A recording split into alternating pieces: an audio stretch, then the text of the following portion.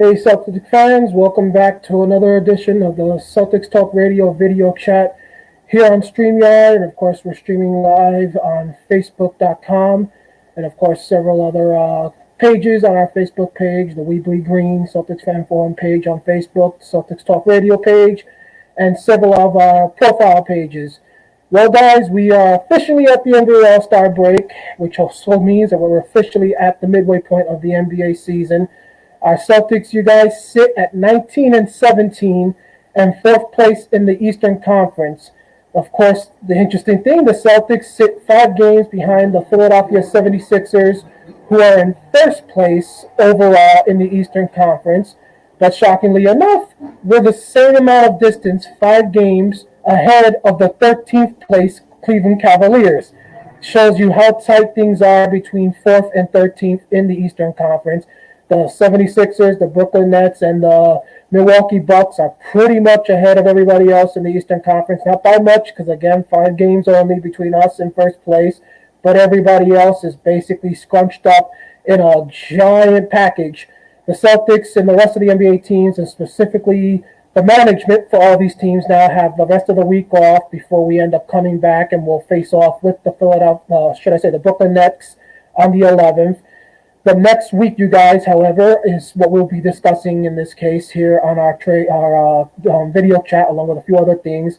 As I think, you guys, we can say the next week, possibly maybe the next 2, if you want to debate, will determine pretty much how many of the teams are going to look at the situation in regards to whether they will be buyers or sellers at the upcoming NBA trade deadline.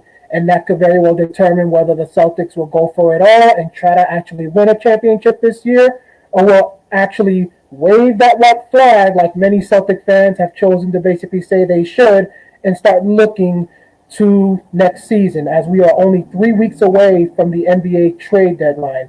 Many of the league's top team, Igor, Kevin, and Andy, are rumored to be looking to add to their already stacked teams, including, unfortunately, the Brooklyn Nets, the Milwaukee Bucks, and the Philadelphia 76ers at this point. The teams, as I said, the richer get richer, the poor get poorer at this point with the way the rumors have been going.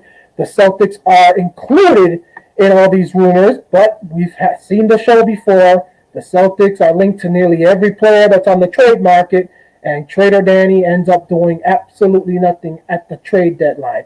So with 2 weeks away in terms of basically the trade deadline and 2 weeks of action, we could very well be looking at a situation where what happens the next 2 weeks could very well determine whether Danny Ainge decides to make a move whatsoever, or decides to hold on to whatever few assets he has left and actually choose to wait till the end of the season. So before we get into our actual discussion, you guys, and look towards everything else, I want to get all of your opinion on where we now stand. Again, 19-17, fourth place in the Eastern Conference, 5 games behind the first place 76ers, but also 5 games ahead of the 13th place Cleveland Cavaliers. So we could easily be out of the Eastern Conference playoffs for all we know come the end of the season, but we could easily be the first seed overall in the Eastern Conference. So we'll go to Igor first, then to Kevin, then to Andy. So Igor, let's get your thoughts. Okay, I'm unmuting myself. Those wins were really nice wins. And, for me, those 4 wins, meaning stop bleeding. Win against Indiana, it was really nice, 118, 112.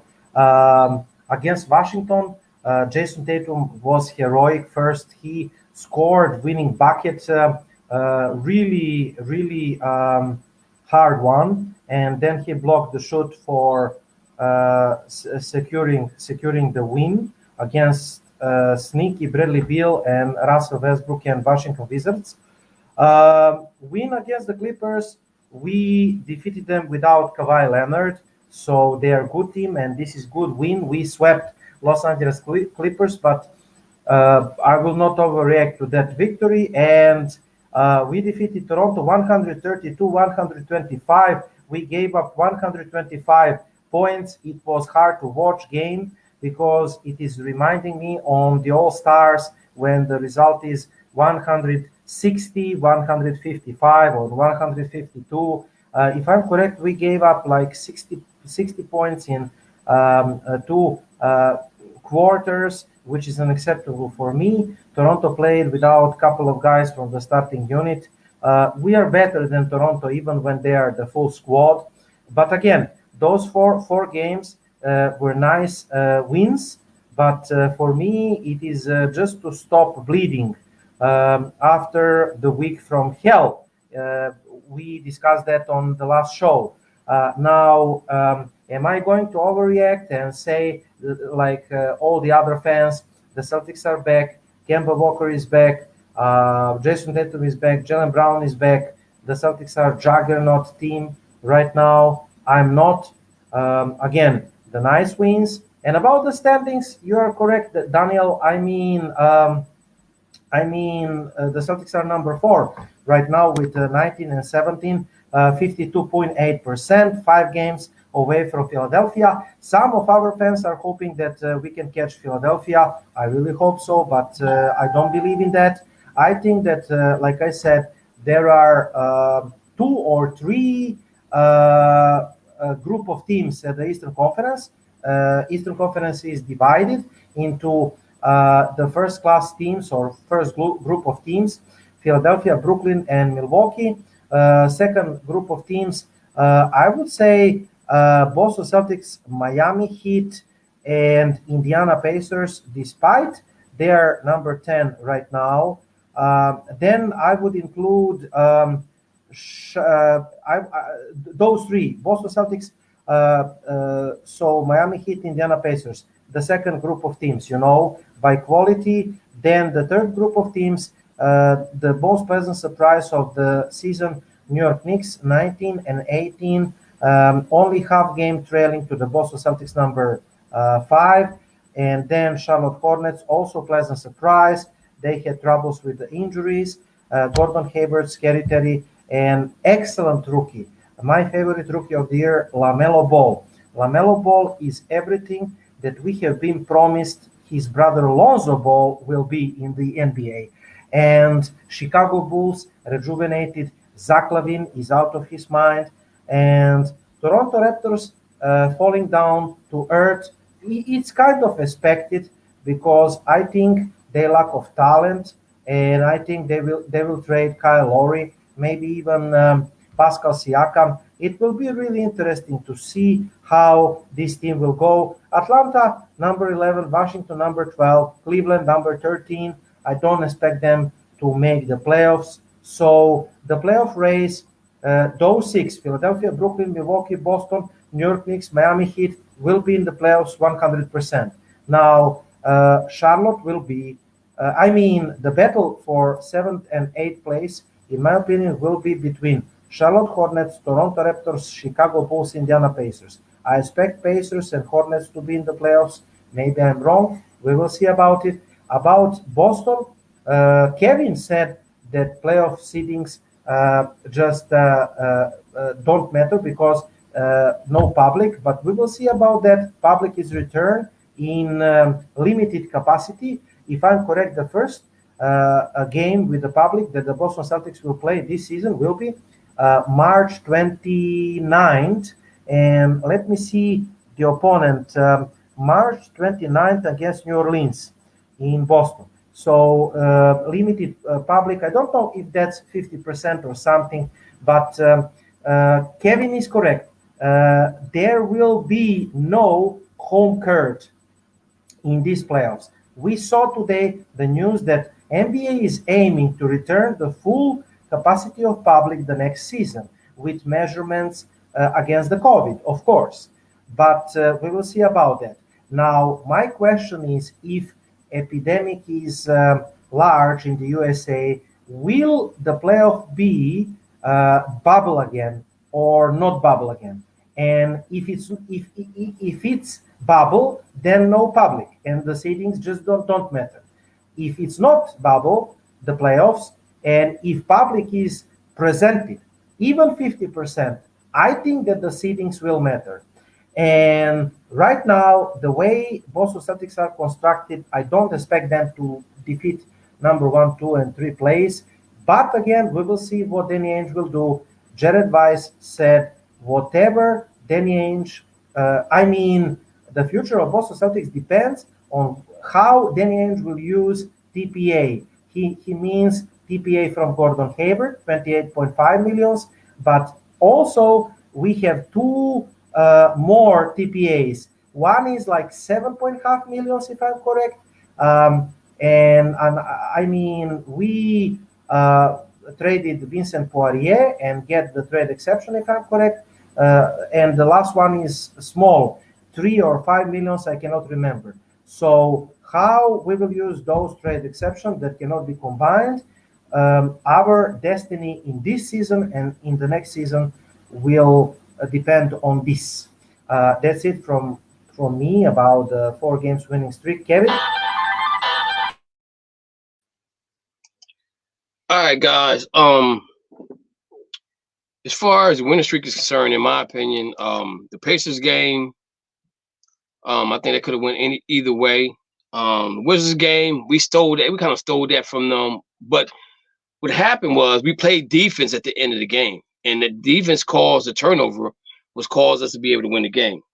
The Raptors game, I was really disappointed in because they had so many players missing, they had so many coaches missing, and the Raptors made it into a game. They had guys come off the bench. I forgot the guy that came off the bench and had 32 points. That's unacceptable, in my opinion. But again, that just goes to show you what type of team the Raptors are. They don't never give up, and I like that. I like that fight in them. So if Boston can take away for anything in that game against Toronto, take away the fight that Toronto was giving them to the end of the game. Okay, we had to score 132 points to win the game. Okay, and the game had been close for almost, I think, midway through the third, all the way through the fourth. You know what I'm saying? I think we might have got about 11 at one point in time, and then we shrunk it down to like 4 or 5, or whatever the case may be. But I liked the savvy that Toronto have. So we need to sit down and piggyback off of them on how they remain in a game, regardless of who's playing for them. Everybody's playing to win the game. I was really impressed with that. The Clippers game, even though Kawhi Leonard was a scratch, I look at it like this: Marcus Smart didn't play. Okay, so you got 2 good defensive players not playing in the game, so it kind of balances itself out. But again, I think that I don't think we can score 122 points every game. I don't think we can do that. Only way we can do that is that Jason and Jalen has to share the basketball.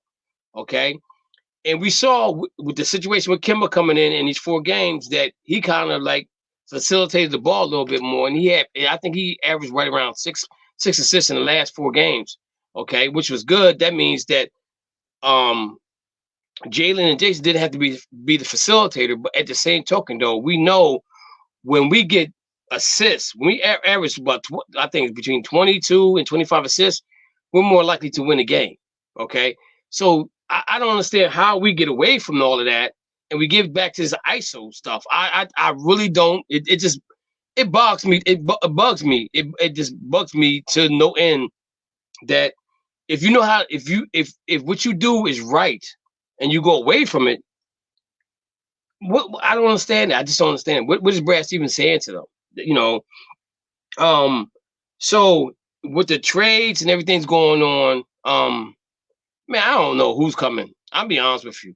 You know, Harrison Barnes' name's been brought up, the dude from Orlando. Now, I actually sat down and watched Orlando play the other night.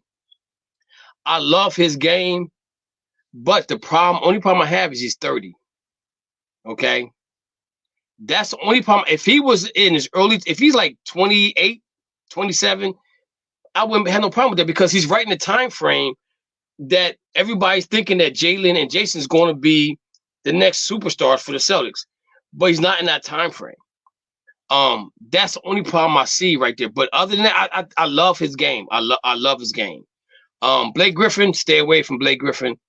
The Larry Nance situation, I keep hearing a lot about Larry Nance.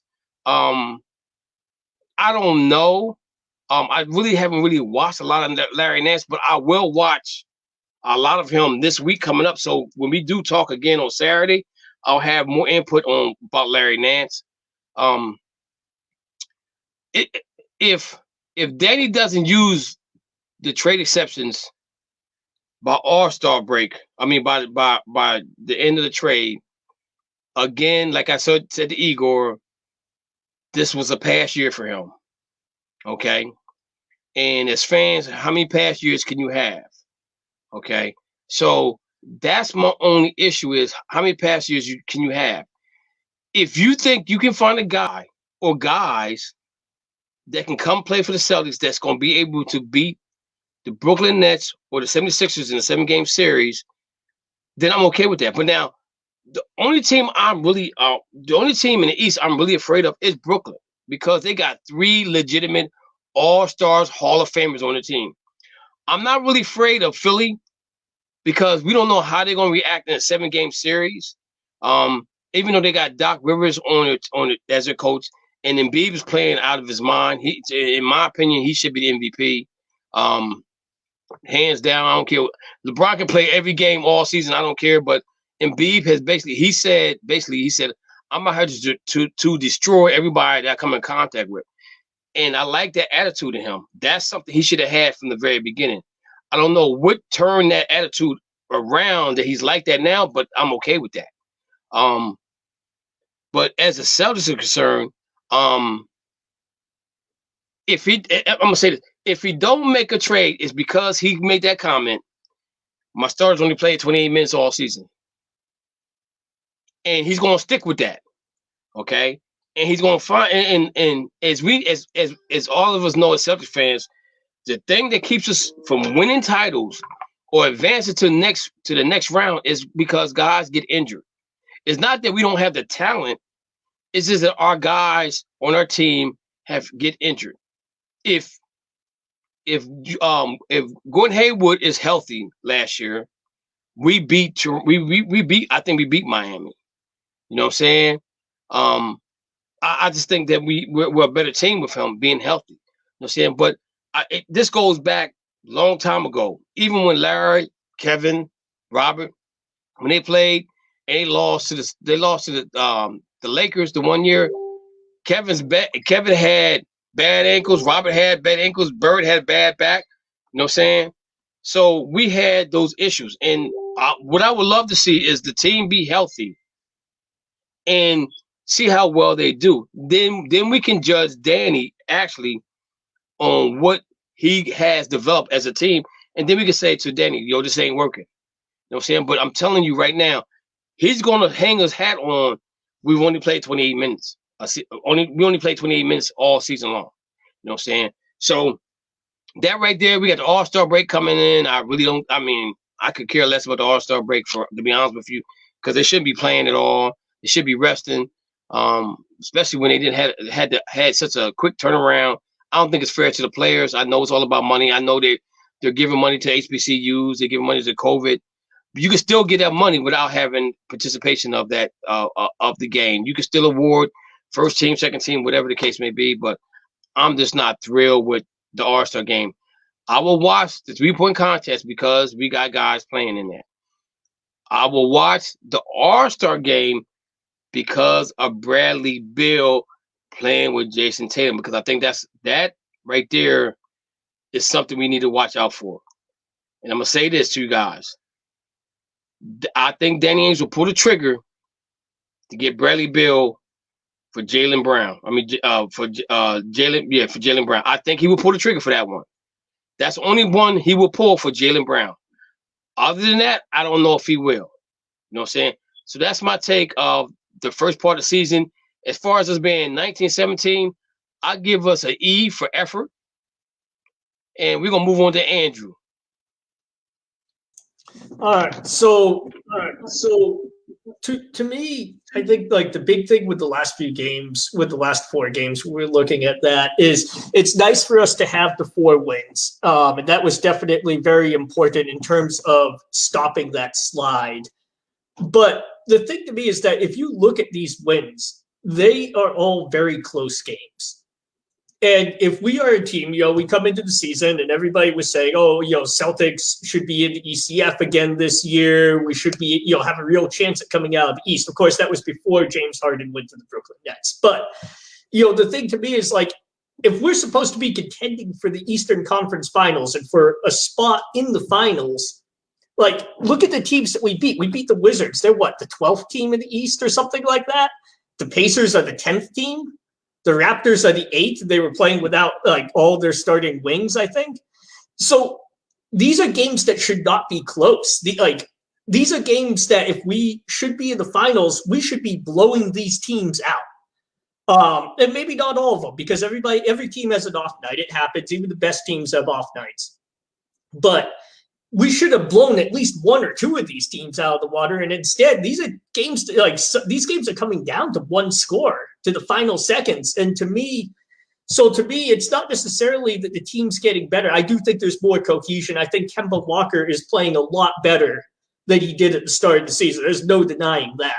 But to me, I think we still have a lot of the same issues, and they're just kind of disguised because we're playing subpar competition.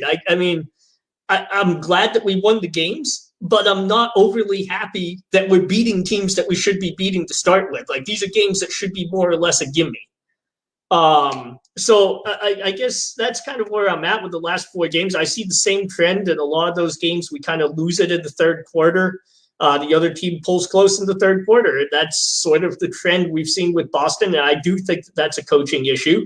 Because what are you doing during halftime? During halftime, your coach is sitting down with the players. He's doing his, AAR, his after-action review for the first half. What went well? What didn't go well? What adjustments are we going to make coming out of the half? And we're clearly not making those adjustments well. So I think that's still a concern for me. In terms of the trade exception, I see all these crazy trade ideas, like for Vucevic, and we could give up like Time Lord and Langford and Grant Williams, and they'll trade us Vucevic. And I'm saying, I don't even think I can make that work on 2K. So I mean, like, the thing to me is like, I think what a lot of fans forget is that there's another GM involved, and that other GM has to consent to the trade, and he's not going to just, yeah, sure, we'll take your trade exception and give you our All-Star. Yeah, that's a great trade.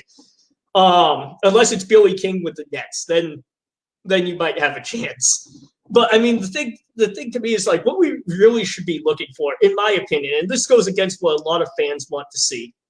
I don't think we should be looking for a big man. Like Vucevic, I'm not into trading for over 30 big man. I'm just not.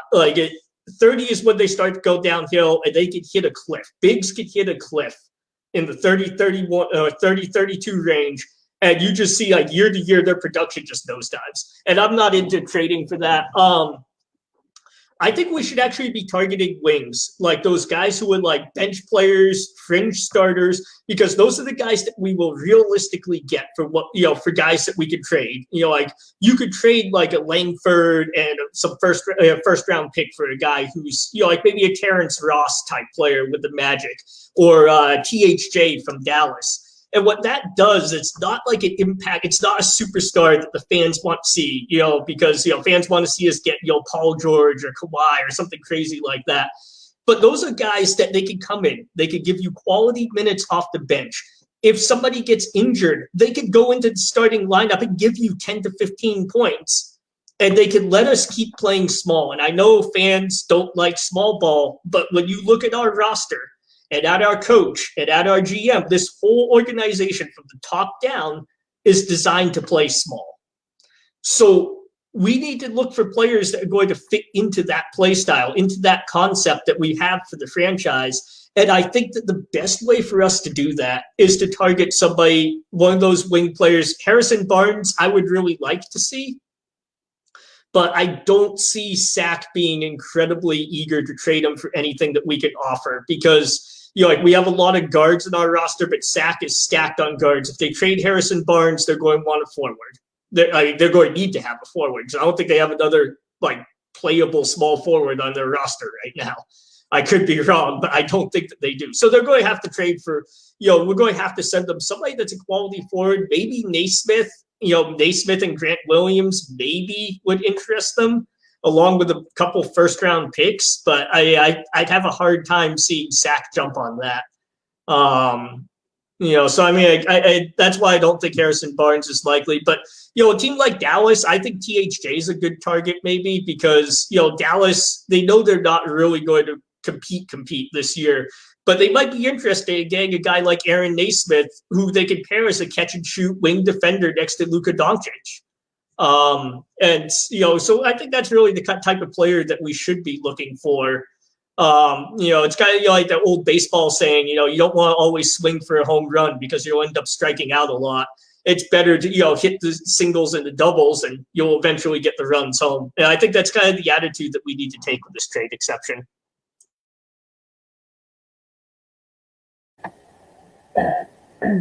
Well, I think you guys, as we said in the opening, what happens after the All-Star break is going to be very telling. The trade deadline itself is going to take place on the 25th of March, 3 p.m. Eastern time.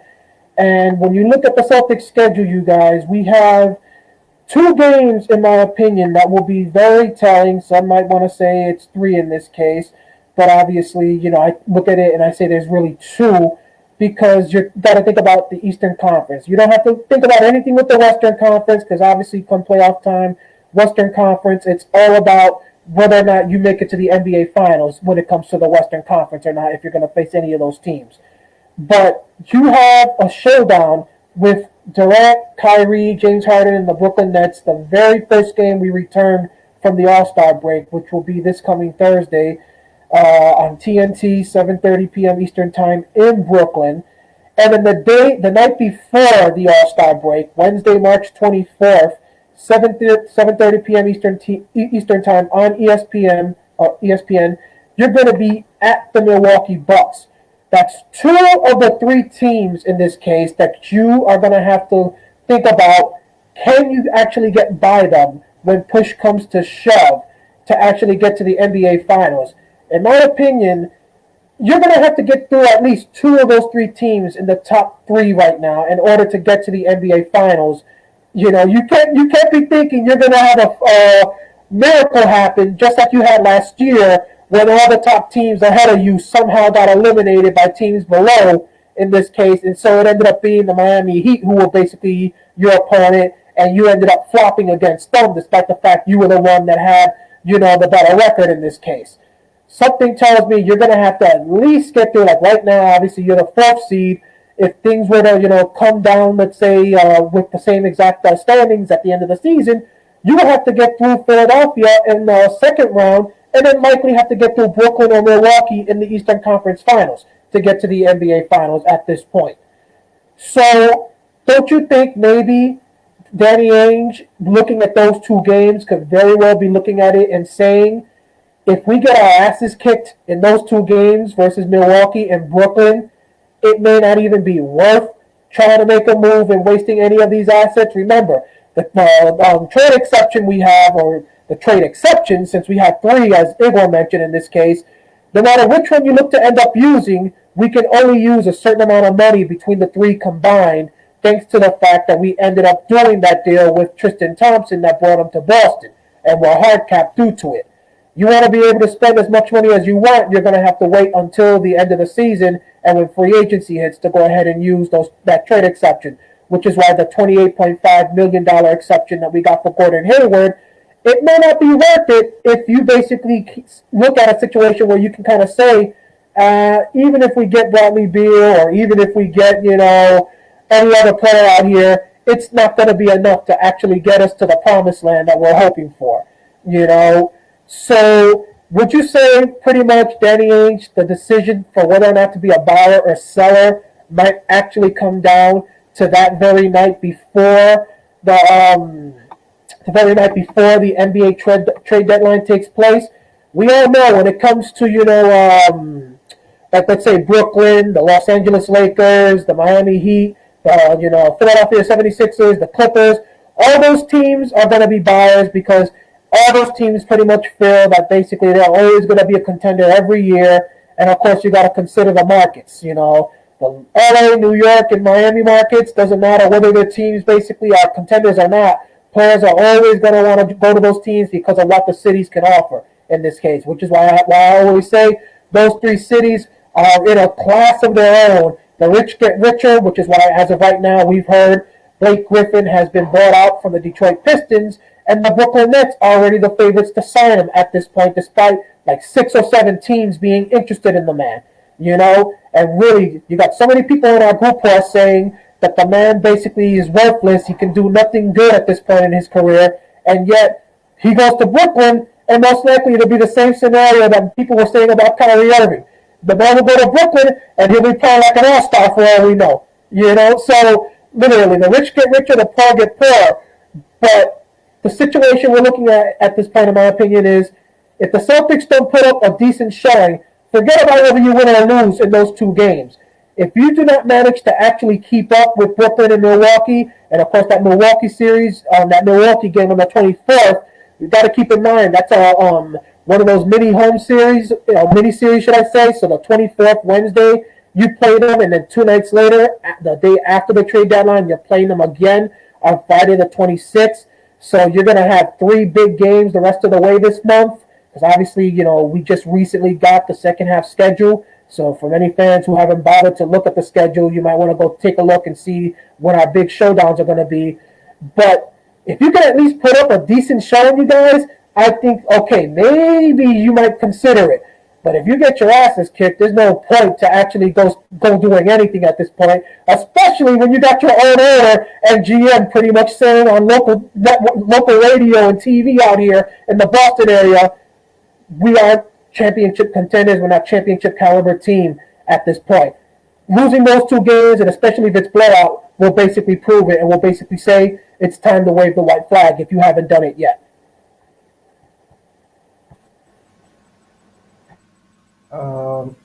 Okay. I mean, I agree with everything what you said about the contenders. I stand what I said at the beginning of the season. With this constructed roster, the Celtics are not contenders this season. About the next season, we will see. So unless a miracle happens at the trade deadline, and unless COVID strikes the first 3 teams at the top of the Eastern Conference or injury bug, I don't see us passing.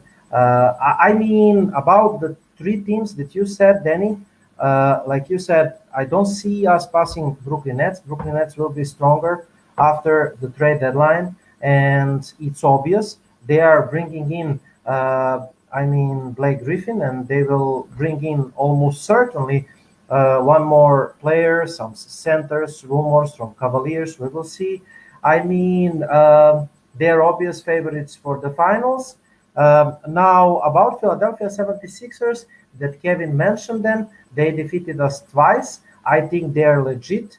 I think that Doc Rivers is championship coach from the reason. He has found the right tune for Joel Embiid and Ben Simmons. And also he detected Daryl Morey, also rumors to be active at the trade deadline. Do not expect Philadelphia to be sellers. They will be buyers. So Morey and Rivers detected what Philadelphia needed and what are the weak spots at their roster. They drafted well. Philadelphia is 10 deep team. They have Joel Embiid, like Kevin mentioned.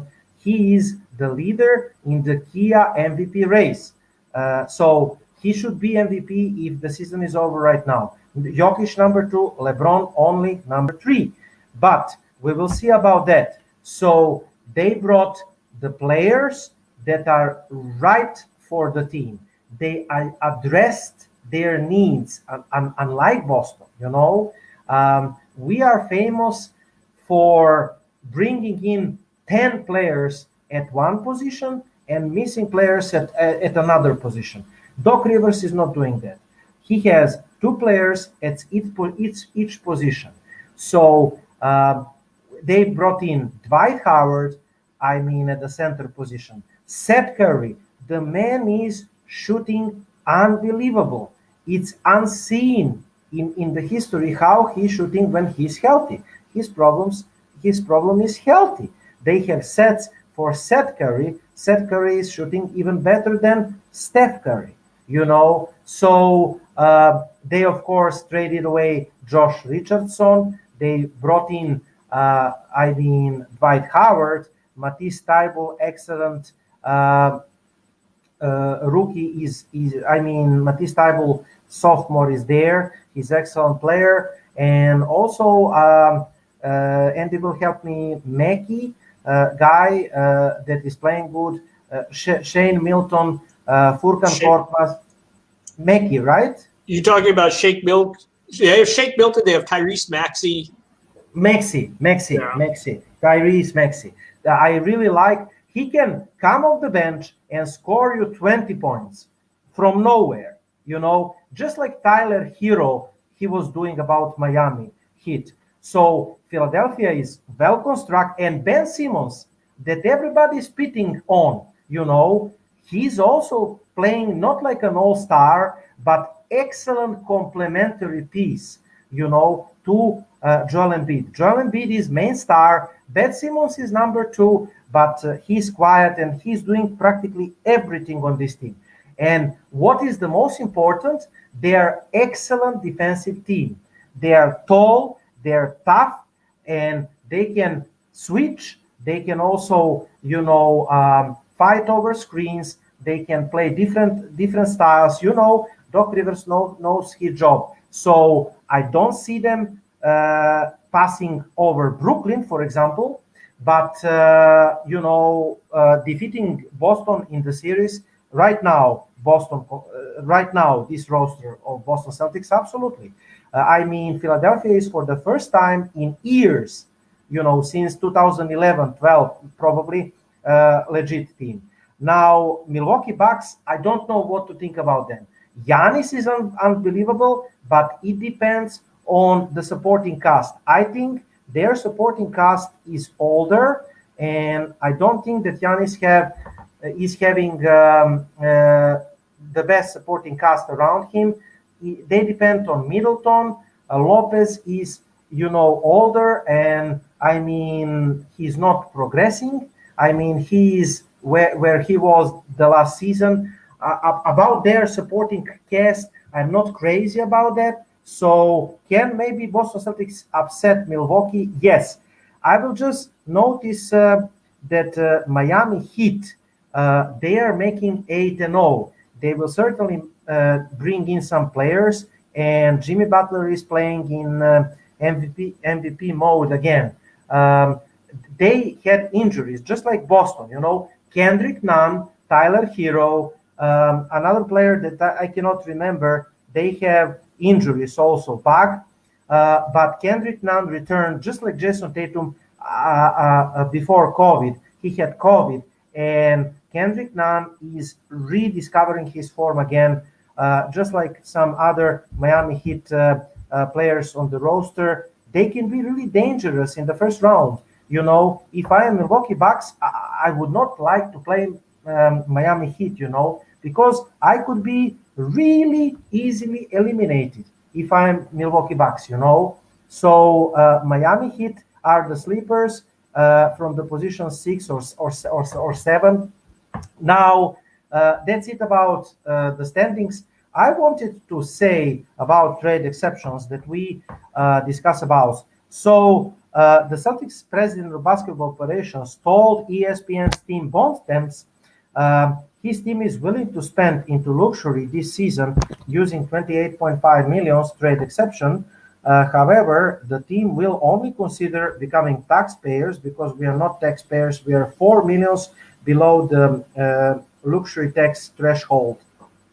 So we will be considering becoming taxpayer team for the deal that will turn the Celtics into contenders. In other words, not going to happen.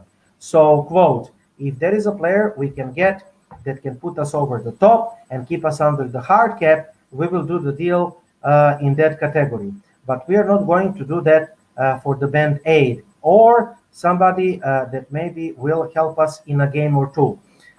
In another analysis, the Celtics will not be able to spend the full trade exception. Like I said, after they decided to give Tristan Thompson the full mid-level exception in November, that signing triggered a hard salary cap. Hard salary cap is 138.9 millions. 138.9 millions. That is leaving Boston Celtics around 21 millions wiggle room under the hard cap, and roughly about 75% of the team's massive trade exception. However, Boston's unwillingness to go into the luxury tax for the Band-Aid type of move will limit the Celtics' possibilities even further heading into the trade deadline, particularly if there ends up being only limited sellers on the open market in competitive playoff race. The Celtics currently roughly around 15 millions under the NBA luxury tax line. Luxury tax line is 132 millions.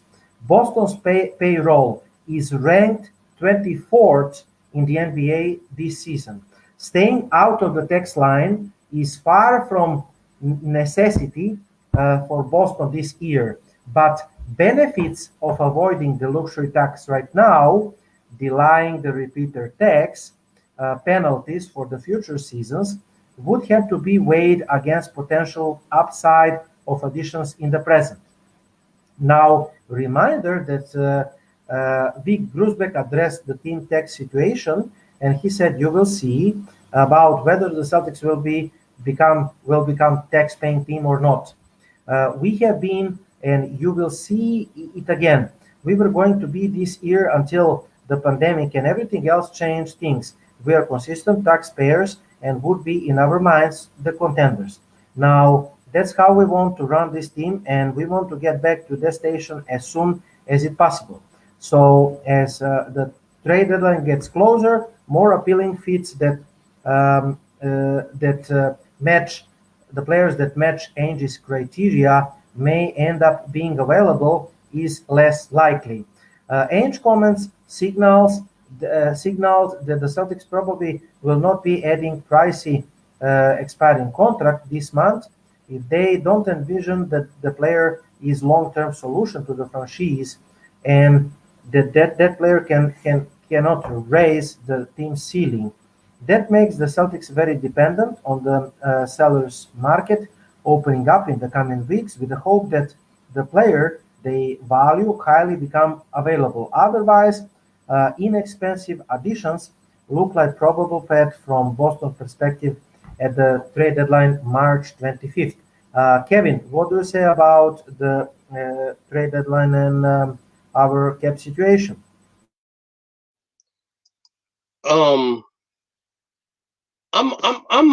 I got a question though. I'm looking at the schedule, Daniel, and so when do we take care of those postponed games that we played? The Miami Heat, Chicago, and Orlando, those games were postponed. Are they going to play those games or not? Yeah, all those games were added to the second half schedule. So obviously it's 36 games for the second half of the schedule in this case, on top of the 36 that we already played to equal the 72. Okay. Now, my other question is, I'm looking at the schedule, and it looked like, I don't know about other schedules, but Boston only has a back-to-back at home against Atlanta and Orlando, which one of the games was postponed. But I don't see any other games on the second half of the schedule where they have a home and home against anybody. I have a problem with. I have a problem with that schedule. The way that schedule set up, it's like they're trying to give us. We got a 7-game homestand, but why don't we have any games where we play anybody back to back at home? I'm looking at the schedule, and I'm looking at this. I think I'm looking at this schedule right. I mean, and then I'm looking like the Milwaukee. We play Milwaukee back to back, okay, and we play in Milwaukee and the Sixers. We played them 3 times this season. But I don't see anybody else on the schedule that we played back-to-back at home. And then at the end of the schedule, we play Cleveland, Minnesota, and New York. And I kind of at the end, and I think that New York game is going to probably matter for one or the other. Minnesota probably is not going to matter. Cleveland probably not going to matter. But I think that, and then we play. I'm sorry. Then we play Miami back-to-back at home at the end. So that I guess that's a benefit to it. But have you guys looked at anybody else's schedule and saw that as far as who's playing, how many back-to-back games they have at home compared to on the road? Unfortunately, I don't think the NBA is really focusing on that as a major thing in terms of trying to keep things, even between all these teams. I think for them, it's all been about trying to limit the amount of travel the teams are having to do going from one state to another, because it's all about trying to limit the potential of a COVID situation. Obviously, maybe once the players get their, the medication, the injection, however you want to call it in this situation, if you're someone that actually believes that this whole thing with the, COVID-19 medication works, then, maybe things will change. I know that Adam Silver spoke just a little while ago in this case in regards to saying that next year he's hoping we will be back to a regular traditional 82-game schedule in this case, and we won't have like these back-to-back situations where we're playing the same team twice in the same city in this case. But of course, there's a few other things he spoke on. One of them I know Kevin wanted to talk about later on in this video chat. But I don't really think the league is looking to make things even in this case, because obviously if you did, then you're trying to also think about, would it be fair to put a team like the Celtics 2 games against the Knicks, but then again a team like the Miami Heat 2 games against the Lakers in the same city? I don't really think it would be fair like that. So it's all about the situation of COVID and trying to limit as much travel throughout the entire season. Okay, I get that. I'm just looking at the schedule and I'm like, wow. I mean, we have a benefit because we have the second half of the schedule. We have a 1, 2, 3, 4, 5, 6, 7. We got 7-game homestand. Then we turn around and we have a 3, and then we turn around and have another 4 before we play Miami. So I guess that's kind of going to even out. I don't know. It just doesn't make sense to me. But getting back to what Igor was talking about with the TPE, I'm be honest with you. I think that I'm gonna still say that Danny Ainge is gonna get a pass for this year because of the 28 minute rule. We're gonna talk about this. We're gonna talk about this next year. We're gonna talk about the 28-minute rule. I'm telling you right now, because he's gonna hold his hat on that comment of saying, well, my starting 5 that we projected the start for the Celtics only played 28 minutes all season. We haven't really seen how well they can really play. So we don't want to trade any of those players out of that out of starting 5 for whoever or whatever we're going to get. I just don't that the TP is a good thing for us. I guess it's like watching your mother-in-law drive off the side of the cliff with your brand new 2021 Cadillac, maybe. I don't know. You know what I'm saying? It just doesn't. It's good at one point, bad at another point. I don't know what to say, man. It's just I just think that, to me, Marcus Smart is the key to everything that we do well on the court. I think that when they see him hustle and take charges, then everybody else does it. Kimball took a couple charges there, you know what I'm saying? But Marcus Smart is the guy. He is that guy he's the guy for the team. You know what I'm saying? And I think once he comes back, if he can be half as good as he was before he left, I think we'll be okay. I think that gives us an opportunity to win a series, maybe 1 or 2. I don't know. Well, maybe 1. I don't know. is like Igor said, that every other team, like Philly, addressed the issues. Boston didn't address the issues, because of Danny Ainge. Okay, let's call the kettle black if we want to. If anything that they're saying is true about Danny Ainge and trading with Danny Ainge, Boston's not going to do anything well while Danny Ainge is still there. You know what I'm saying? So there's a possibility that Danny Ainge may step aside and allow somebody else to come in and become the GM. I personally think I would like to see Larry Bird do it. I would like to see Kevin Garnett do it. Because I think these guys were harsh. They will be fair, but they will try to get the best they can get. Now, will Danny Ainge be in their area? He probably will be. But when you have a reputation not being straight up with teams for trades, and now it's all coming out of why we didn't get Kawhi Leonard, why we didn't get Jimmy Butler, why we didn't get Paul George. Man, I've never sold on Paul George in the first place. I like Kawhi and I like Butler. But I was never sold on Paul George. But now all the things are coming out about Danny Ainge always wants to be the winner all the time. And there's nothing wrong with that. You know what I'm saying? And I think if you were to talk to other teams and listen to their GMs talk, they probably would have the same conversation that we're having right now. But Danny Ainge just come to the forefront. But again, I'm going to go back and say this. Brad Stevenson does a good job of showcasing the players on the Celtics team. Okay, like you take for example, Pritchard comes in and he plays well. They trade Pritchard and he doesn't do what he does in Boston. Is that Danny Ainge's fault? No, it's just a system that they run. I'm gonna give you guys another prime example. Look at Cantor. He's out in Portland balling right now. Okay, he's playing good ball out of Portland, but Boston was not the place for him. That just was a band-aid over a dam that Danny Ainge put in place to make us believe that he made a move that was going to solidify us as a better team. But you see what he's doing in Portland. So him being in Portland is better for him than it was in Boston. You know what I'm saying? So you can't really get mad at Danny Ainge if he overprices his players when it comes to trading players. You know, it is what it is. You got to go what you got to go with. Now, I think one thing with Boston is we have all our first rounds. We'll have all the second rounds for forever. Okay. So Danny may have to give up a first rounder here or there to move somebody to get whoever he wants to come in.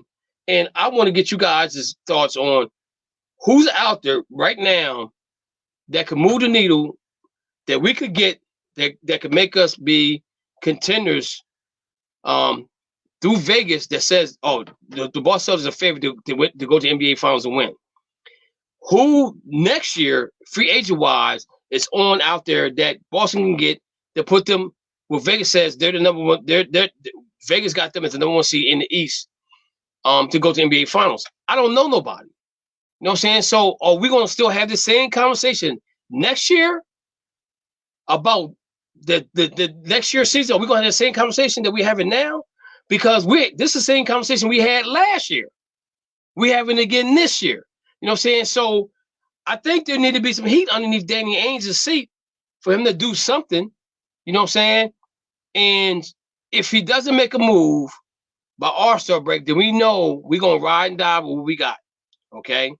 We might get – and I think at that point, I don't think seedings really matter. I think what Boston probably does is probably end up being a 4 or 5 seed.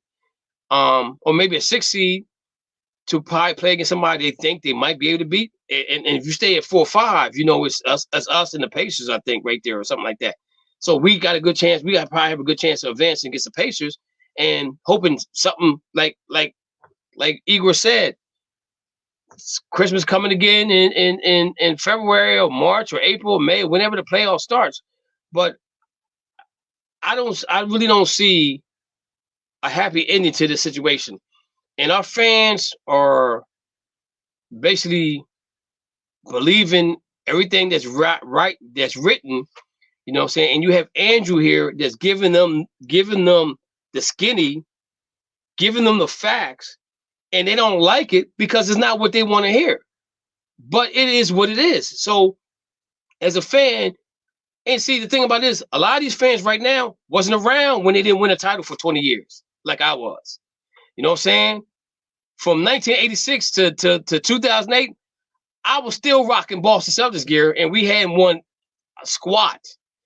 When Boston had won 5 games in a row, Paul Pierce messed up his foot, supposedly messed up his foot. The next year, we don't get a top 5. We don't get a top 3. We get a top 5. They get Kevin and Ray, and we win a title at that point in time. You know, because if that had been a 1 or a 3, I don't think Kevin or Ray comes at that point in time. But these fans they've been spoiled so much. The Boston Nation has been spoiled with the Red Sox and the Patriots. And the Celtics going to the Eastern Conference Finals, no matter how they got there, you can still say they got there. But let's be real. Let's be real about it. You know what I'm saying? If Ben Simmons plays last year, we don't win 4 games in a row. We might win. We might win in the 6. It possibly could go 7. You know what I'm saying? So it just so happens the other teams has injuries that hurt them more than it hurt us, and we end up winning.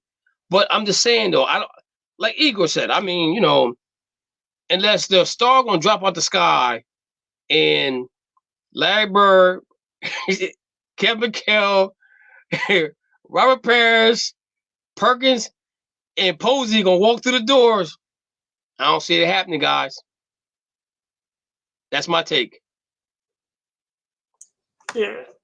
I mean, like, I think the thing for me is the mistake I think that a lot of people are making and a lot of fans make is that they're looking at what can we do to win this year. And I mean, like, obviously injuries play a role. COVID could throw the whole playoff picture completely off.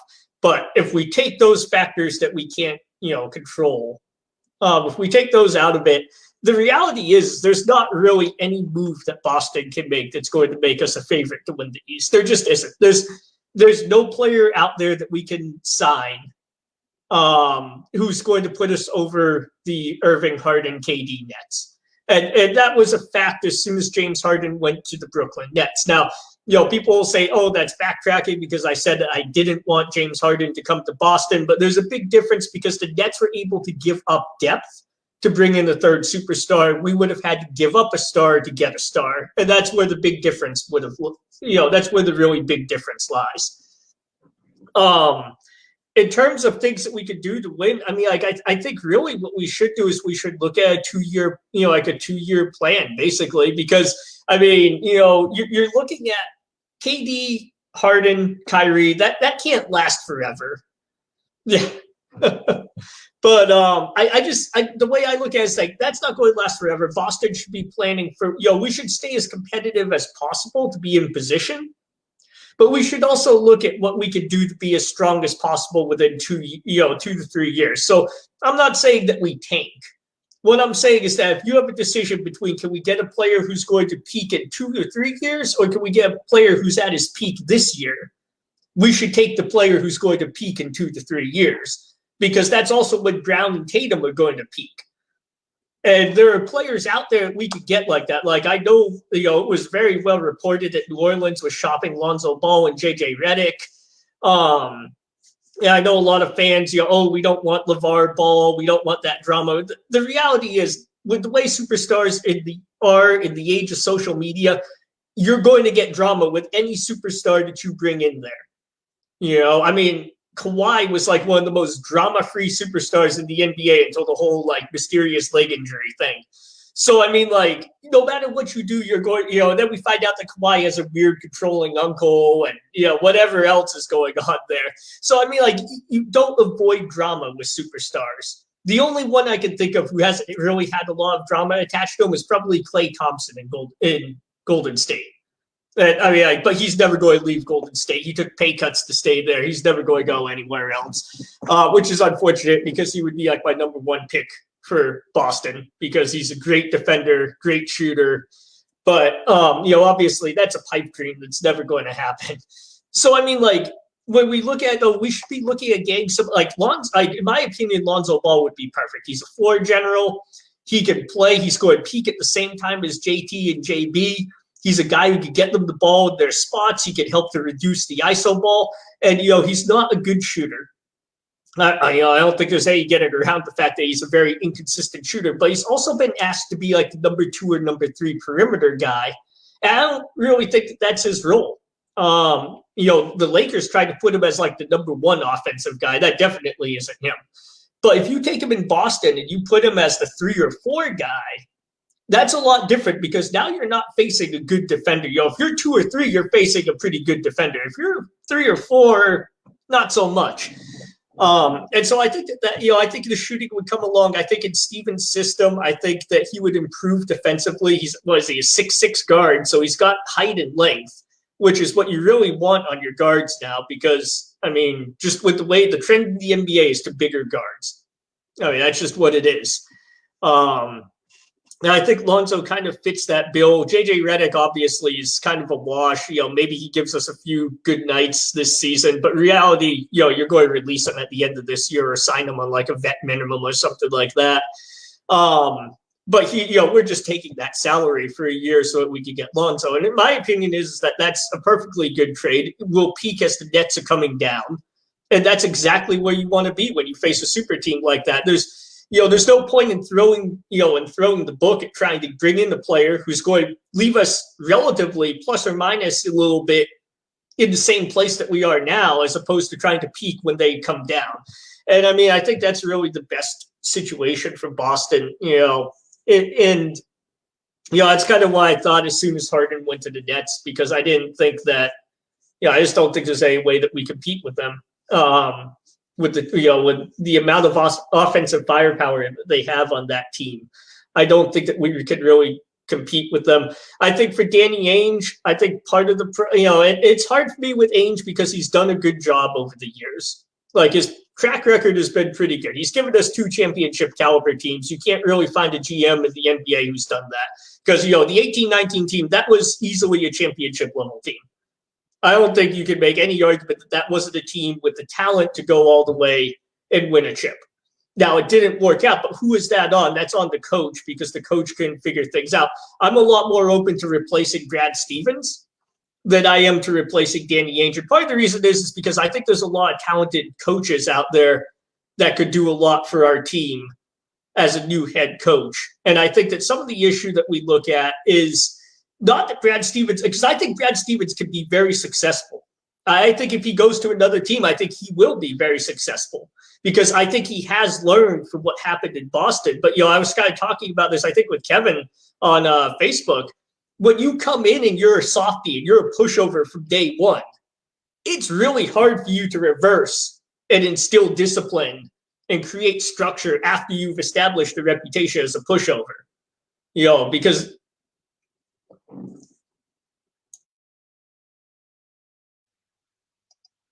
the question I got to ask you, since you said that, so when Brad Stevens first came to Boston, there was an issue between him and Rondo. Do you think that it was an issue with Rondo more so than Brad Stevens, or do you think it was an issue with Danny Ainge and Rondo? I want to hear your I want to hear your answer on that one. As being a pushover. Yeah, so I think that was I think it's probably a combination. We all know Rondo is not the easiest person to coach, and we all know that he's clashed with teammates and coaches everywhere he's been. It's how he is. It's who he is. Ainge and Rondo actually reportedly have had they had a very good relationship from Rondo's tenure in Boston. So I think some big Stevens coming in, and Rondo is the type of guy. I feel like Rondo is that type of guy. He knows what he's doing. He's going to push you. And on some level, he's almost looking for a little bit of pushback.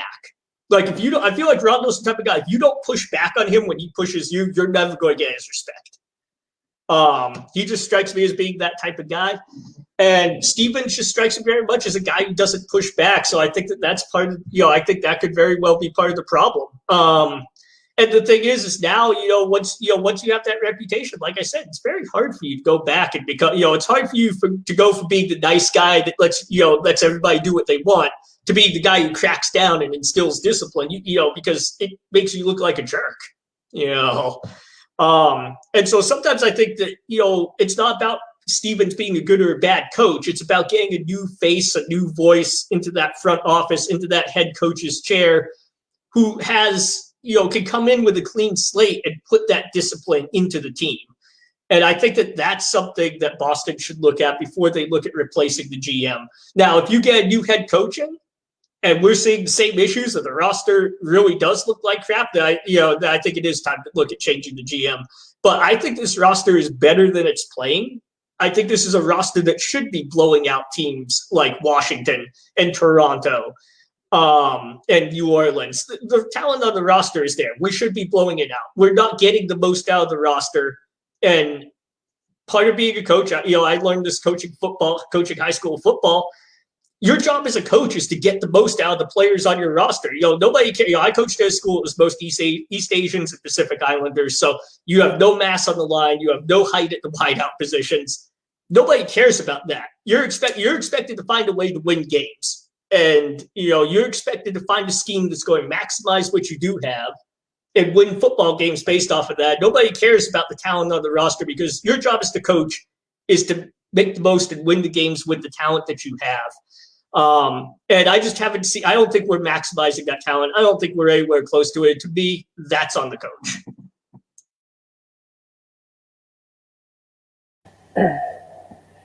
Okay, well, to answer Igor's question in regards to the situation – I know I said something that I believe I got Kevin to laugh on with the show last week. Like I said, Danny Ainge is a GM. I've been saying it for years. He wants to get your diamonds for dirt off the back row behind his house. If I want to say basically that you can, if I wanted to point to you guys to somebody who's from Hollywood or from a TV show that could absolutely be Danny Ainge's, replacement, or like his double. You guys will laugh, especially if you're somebody who's like a '90s person, a kid who grew up in the '90s, like I did. In this case, Nadira from Power Rangers Time Force. If you know who I am, an evil villain. She'll go into a jewelry store, look for the diamonds, Rolex watches. The jeweler will say, "You paying by cash or credit?" She says, "How about nuts and bolts?" And she'll give him a handful of nuts and bolts, looking to pay for it like that. Literally, that's how Danny Ainge does his work as a general manager in this case. He's got several diamonds, several pieces of gold in this case, and will not put any of it up whatsoever, but wants your jewels, wants your pieces of gold and silver, and in exchange will tell you, you see that street over there? It's filled with a bunch of valuables right there on the road itself. I'll go and get you a full bag, 10, 20, 30 bags of that stuff on that road, and you give me that one piece of gold you got in that safe over there. Problem is, he's done it too many times to too many general managers, and the league is caught on. That's the problem. You got away with it with Brooklyn when you first got rid of Garnett and Pierce, and we're not saying Garnett and Pierce are not superstars or weren't superstars back then.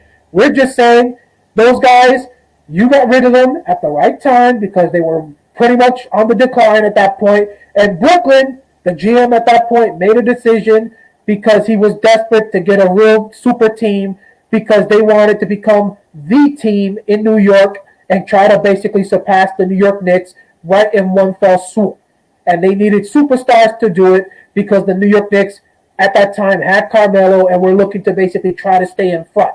And so the first option to basically get superstars, they took it. So you suckered them at that point. You did the same thing to the Cleveland Cavaliers. Gave up a wounded Isaiah Thomas for Kyrie Irving. But since then, what have we seen, you guys? Igor mentioned the point with Brad Stevens and whether or not, things work with certain superstars. What have we seen from that point? How many of our guys have walked away and now they're balling on other teams after issues basically made it where for some reason they couldn't ball their way here in Boston? Not only Eames Cantor, a perfect name. Kyrie Irving? Why is it in Brooklyn with two other big-time stars, bigger than the two we have right now, why is it Kyrie Irving could make things work with those two with his so-called big, head, as fans in Boston are saying, but yet we couldn't make it work here in Boston? Why is it? Gordon Hayward. Why is it Gordon Hayward couldn't ball out here in Boston, yet he's balling out in Charlotte right now? Charlotte may not be one of the top teams in the Eastern Conference in this case, but they're not that far behind the Boston Celtics either. And they don't have three stars, they have only two, if you want to call Terry Rozier a star at this point in his career. So literally, we're seeing certain things that I can say, Danny Ainge, Brad Stevens, where the heck are you taking us, really, at this point? As you said, you just won 4 games straight. Yes, congratulations. But versus who? Prior to that, you went on a losing streak and lost to 7 of the worst teams in the league. That if that would have been LeBron and the Lakers, it would have been basically a massacre. Heck, the district attorney might have been considering murder charges at that point. Yet it's the Celtics, and you're the ones losing. So yes, it's good to see us winning, but like I said, we can't really take anything out of these games, especially the only one that you can say, okay, maybe it meant something, was the Clippers, but you beat them without their best player. How many people in our group have said, oh, this win doesn't mean nothing for that team because they beat us without Jason Tatum, or they beat us without Jaylen Brown, or they beat us without Kemba? Kevin, you made a valid point. Danny Ainge set himself up perfectly by making that statement 28 minutes. Well, Marcus Smart is supposed to return, if I'm correct, in that first game back after the break. But let's keep in mind, ladies and gentlemen, let's say the Celtics don't have a single injury the rest of the season. Well, you're still choosing to let Kemba Walker skip the second night of back-to-backs. Are you going to take those minutes into consideration and still say, oh, it counts, as though he basically didn't actually qualify with him playing? He's not skipping due to injury. He's not on the sideline basically with a cast on his leg.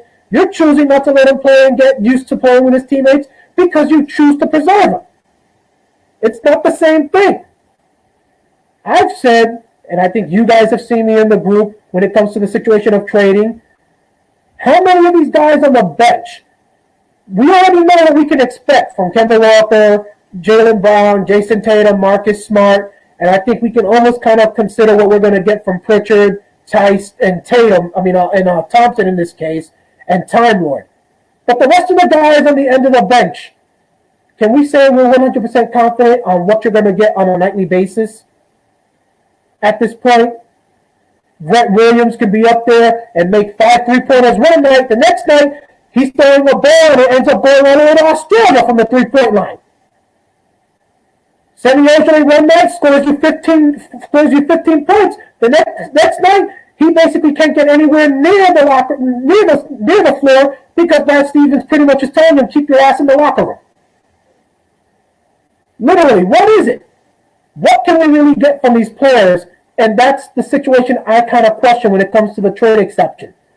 Okay, if you're not going to be able to be guaranteed to get a superstar because Danny Ainge doesn't want to be willing to give up any valuable assets, because like you said, ain't no team out there that's going to give you a golden player, a golden superstar in exchange just for the trade exception, unless they're a team that's going to go into a full rebuild mode. And what teams, you guys, can we think of that are really going to do that right now? Which teams want to go into rebuild at this point? I really can't think of any in this situation in the Eastern Conference, seeing how scrunched up everybody is. And many of them, they're holding on for dear life because they realize once you get rid of those superstars, that's it. It's going to be years before you see another superstar come back to your team because the 3 major markets are taking each and every superstar and taking it to their teams. And this is where I say the only chance we're going to have, you guys, to really see some sort of, evenness, some sort of fairness when it comes to where things go with how many stars can end up on certain teams is a hard cap. We're seeing it. The Celtics right now are in a position where they got to consider what's more important. Sacrifice some of the players at the end of the bench to try and get the money needed to get a big-time star, or basically forget the star and keep the little bit of depth we have at the end of the bench to try and use it for the end of the season. But at this point, literally, it's New York, Miami, LA, and then Philadelphia fourth. Every other market in the country, really, the players do not give a damn about it unless they feel they want to go to a market where they want to be the guy making the most money, and a championship ring doesn't mean a damn thing to them. Which is why I've had the debate with many people in our group, Igor. I've had it with you and others in the radio show. I've had it here in my own home with people. A hard cap puts the players on the spot, because now you're the one having to choose what's more important, the money or the ring at that point. Do you want to go to Los Angeles to play with LeBron, knowing that because he's taking $40 million out of a cap space, you may have to play for a measly $1 to join the Lakers to get, in this case? Or do you want to go somewhere else in this situation that may not have a chance to win a championship, but get the 15 or 20 million you want to play for? You put all the players on the spot. And until that happens, guys, I don't think the Celtics will really be back in contention, because I do not see any player that's going to be like a Kevin Garnett style player that's going to come to this franchise and really change the trajectory of where we are headed. I see two guys in Tatum and Brown that have the potential of being all-stars, but neither one of them has the potential of really being a franchise-altering star in them. Even now, Kendrick Perkins is kind of saying the same thing. When you look at the post-game press conferences, he looks at them and says, what was one thing about Garnett? He was the ultimate team player. He held everybody accountable, even Paul Pierce and Ray Allen, was willing to get on you. The moment he saw you mess up, was willing to sacrifice his stats to make sure you got yours. But Kendrick Perkins says, you look at Brown and Tatum, how many times do we see some pathetic three-pointer thrown up by Tatum because he's looking to score 40, yet you got a man wide open in the corner like Pritchard for 3, and yet you're taking a shot with 2 or 3 guys on you. Danny Ainge, nothing he does, Igor, is going to change the trajectory of where we're going this season, in my opinion. Unless you got a massive superstar that somehow is going to say, I want out of this team, and somehow says, I want to go to Boston, I'm not going anywhere else. We're not going anywhere, ladies and gentlemen. Danny Ainge is better off holding on to what he got and then using it. This is why I said Blake Griffin. If Danny Ainge wanted to go for Blake Griffin right now, you guys, I wouldn't have a problem with it. Why? Is Blake Griffin any worse than Grant Williams and Semi Ojeleye? If you were to look at basically who can be more consistent, no. But Blake Griffin does give us one thing. Which one gets more respect from the officiating? Him or the 2 guys that I just mentioned? We go to the NBA playoffs to play Milwaukee, Philly, or Brooklyn. Who's going to get the foul call if he's hit? Or if he's defending a superstar from the other team, who's likely to basically make it where the whistle's not blown? I'd rather pay $10 million for Blake Griffin this year and let him hit the free agency market and go wherever the heck he wants and keep him away from the teams that we know we can't get a fair officiating treatment from, than to see him or to see us pay $10 million between Semi Ojeleye and Grant Williams and realize come playoff time they're not going to get any minutes at all because the 2 guys make too many mistakes.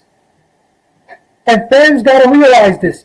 The small matchups, you guys, it's the small wars, the small battles that we always seem to lose. Why? Because Danny Ainge is always going to be a penny pincher. I mean, like, can I just say something, Igor? Okay. Like, to me, the thing is, and like I was just looking at some of the stats across the board. One of the big problems with Boston, and when you look at this, it really kind of stands out to you because if you look at the way Boston is constructed, two of our highest volume shooters, Tatum and Walker, right? They're both in the bottom 5 of the team in terms of effective field goal percentage, which is the field goal percentage taking account for 3-pointers being worth 1 more point. So they're in the bottom 5 of effective field goal percentage on the team, but they're two of our highest volume shooters. If you look at Charlotte, and I looked at Charlotte just because you were talking about them, Dan. So on Charlotte, two of their highest volume shooters are Terry Rozier and Gordon Hayward, and they are both in the top 5 for effective field goal percentage on the team. LaMelo Ball is another higher volume shooter, and he's, I think, in the top 10. I think he's number 7 for effective field goal percentage. But if you want to look at, like, that's kind of a problem right there because you have two guys who are probably shooting the most on the team are in the bottom 5 in terms of their efficiency. And that's not sustainable. That's not something that you can sustain over the long term.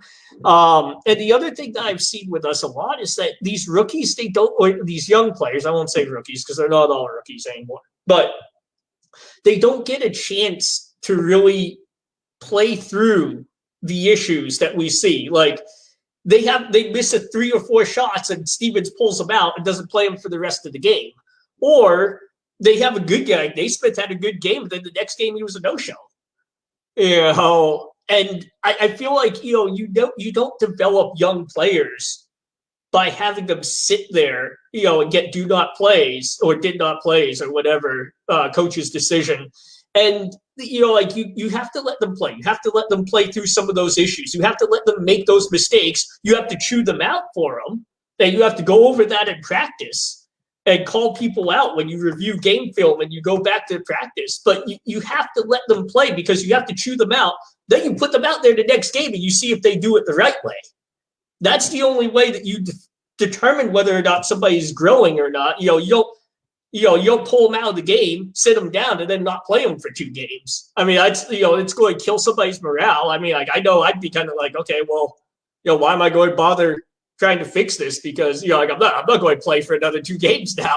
Whereas like my way of working with players is always hey, I'll point it out on film, show you what you did wrong. We'll go and practice, and I will have you do it. Oh, I'm a big believer in muscle memory, so I'll have you go and do it. You will do the same drill over and over and over and over again for the entirety of practice.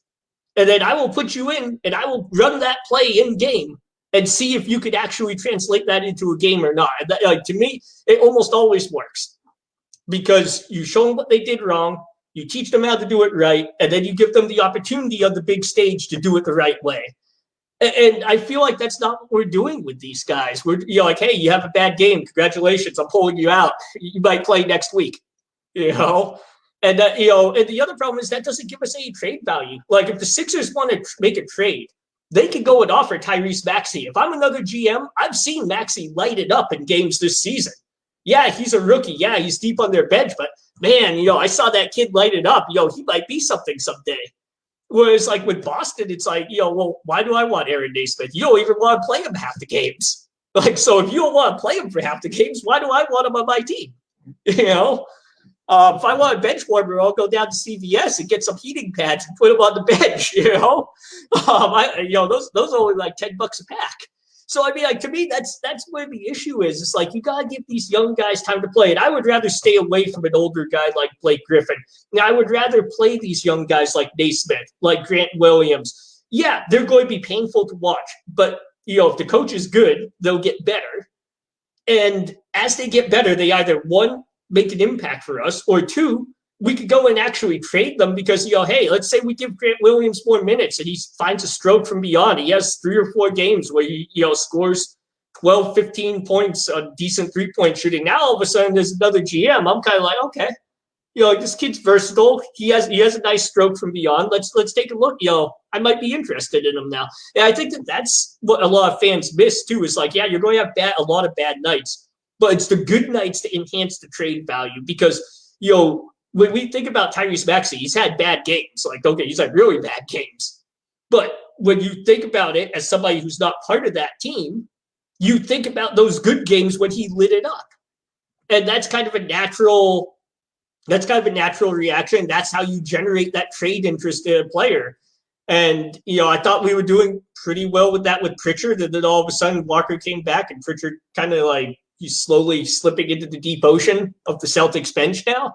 And I feel like that's not very effective. And I think it's also pretty concerning that two of the people who are taking the most shots for your team in a game are two of your least efficient shooters. Like to me, that's crazy. Like if I'm a coach, that's like, if I'm the head coach, that's changing. Like you are either going to pass the ball or I will lose the game with Grant Williams playing your position, Jason Tatum. Because if he's going to, you know, because I can tell Grant Williams to make the pass. He might not make it very well, but he's going to try to make it. Yeah, I'd rather have that than have you dribbling into bad ISO shots. And I think at some point as a coach, you need to make that sort of statement and say, like, look, if you don't want to be on this team, let me know, and I'll talk to Danny Ainge, and we'll see about finding you a home. But if you want to be on my team, you're going to play basketball this way. And that's how it is. Either you could do that, and that's great. We want to have you here, or you don't want to do that, and we'll find somebody who does. I got something I want to say. When you're talking about the efficiency of shooting, I think the difference between Terry Rozier and Hayward is they take what the defense gives them. Jalen and Jason doesn't do that. But now I'm gonna say this: I've seen the last two games, Jason going to the basket more so in the last two games than the whole season. So he's taking what the defense is giving him. I don't know if he's watching film and he's going through this, but he didn't take too many bad. The only shot that I think he took the one time was when the clock was getting ready to tick down. He took that fadeaway jump shot right in the elbow area. He made the shot, but that was a bad shot he took anyway. But I think though we're seeing I think the efficiency is going to go up some because now they're understanding they're going to take what the defense gives them now more so than try to make the big play. I know that, and that was one of the positive things I saw in the 4 games that they played in, where they was going to the basket and making more lifts. Now they still weren't getting no fouls, but they was going to the basket and making layups. I kind of agree with you, Andrew, on the situation with letting them guys play, because let's take for example, let's go back in 2007 when Paul Pierce got hurt, Al Jefferson, all those guys got an opportunity to play. So when it came time to trade them, the value was high. Okay. So the value was high. So that it wasn't that bad. It wasn't a big deal to say, okay, you're getting traded to go to Timberwolves for Kevin Garnett. If you guys remember, Al Jefferson cried because he didn't want to leave Boston. And they said, well, look at the situation you're going into. He said, it's not that great. He said, but you're getting traded for a Hall of Famer. He said that. So that's to let you know what your value is at right now. Now, Al Jefferson still had issues of staying healthy through his whole NBA career, but Boston had an opportunity to let those guys play. And so the whole NBA saw their value. So I think it was easier to make all those trades happen when they happened. Well, now he's not doing that. And I don't know if and we're talking about two different coaches now, but the thing about it is, I don't know if Brad feel like he's on a hot seat right now and it's must-win games. You know what I'm saying? Because he doesn't do that. And my thing is, Pritchard needs to be in a rotation. He has to be in a rotation. I would honestly, I would love to see Pritchard and Kimball on the floor together. Okay, because they both can penetrate, dish out, and they both and they can get open shots. And the thing about it is, like Kevin McHale said in his interview, he says, basketball is all about making the game easy for everybody else around you. If those guys will play to their potential, that game will be so much easier for everybody else around them. Grant Williams, if he hits some shots, he'll be in the game in the late end. Simi, same thing. they're too inconsistent, and you're right, because sometimes they don't play, sometimes they do play. So and me as a basketball player, I was in the Marine Corps. I was on an all-Marine team, and I hurt my ankle. I went from a starter to 6-man to not playing at all. I went to the coach. I was like, "Yo, what am I doing wrong? Tell me what I'm doing wrong so I can correct it." He said, "Kev," he said, "basically what's going on is that the guys in front of you are better." I said, "Well, then how do I get it? So am I wasting my time playing? Because if I am, then let me go hang out with my friends or whatever." He's like, "No, we need you because somebody might end up getting hurt." So somebody ended up getting hurt. I got my minutes back, and I started playing better. I started making better decisions as a point guard. I shot less. I got everybody more involved. He said to me, "That's what I needed from you." Okay. So I think with the Celtics, that's when Danny Ainge has to, Brad Stevens has to do that. And it may cost us some games here or there, but we got to develop the young players if we want our future to be as bright as the 2018 or better. Because at this point in time, nobody wants to come to Boston because the reputation is not that good. You know what I'm saying? You know what I'm saying? So we got to be able to turn this thing around, and let's be real. It wasn't for Brad Stevens, Gordon Hayward, when they came to Boston. Simple as that. He's the reason why he came to Boston. I mean, he's even said I had to make a decision between them and somewhere else, and I felt because of Brad Stevens being there that I could be the guy to help this team get over the 17, 18 team, I think it was. You know what I'm saying? So I totally agree with you, everything you're saying, Andrew, about this team. I just want other people to understand it. And the thing about it is, though, like I said to Igor, if we can make a move to win right now, I'm all right about winning right now. I'll worry about tomorrow when tomorrow gets here. I'll worry about next season when next season gets here. But right now, if we can make a move and we can figure out a way to beat Brooklyn, beat Philly, beat Milwaukee, and get to the NBA Finals in a 7-game series, anything can happen. Like Kevin Garnett said, anything's possible. Anything's possible. So I'm just saying that's where I'm at with this team right now. And I'm telling you, it's hard. It's hard to watch. Even with the 4 games, I'm telling you, the Wizards game, I turned it off. I turned the game off, and I turned it back on. Right? I said, "No, you're gonna sit here. You're gonna watch this game. You're gonna sit and watch the game." The Clipper game, I enjoyed that so much because Kimba was a big part of that game. You know what I'm saying? So I totally agree with you on that situation, and hopefully, it is what it is, man. And we just gotta get our fans to understand that just because Kimba's back doesn't mean that we're going to the NBA Finals. He's making the game easier for Jason and Jalen. Now Jason and Jalen got to make the game easier for Kimba and everybody else on that court. Tice is starting to hit the threes, so that's spreading the offense out. You know what I'm saying? If he can be consistent with the threes, then that's another added feature. But then he could be on the trading block. We'll lose him to get somebody else that maybe can't do what he does. So I kind of agree with what you're saying about what's going on with the Celtics, though. That's my thought. Igor? You guys said a lot of things. I will return to what Daniel said previously. By the way, I hope that he will rejoin us. My biggest problem is that I don't think that media's and ownership group is honest towards the fans, and the fans seems to be like taking some strange sleeping pills or some strange drug unknown to me, everybody's just so relaxed, and we don't have any sense of urgency. We lost the game, take it easy, we will win the next game. We lost the season, take it easy, we will win the next season. We lost 2 seasons, never mind. In 2025, our fans know that we will be the contenders. How do they know that?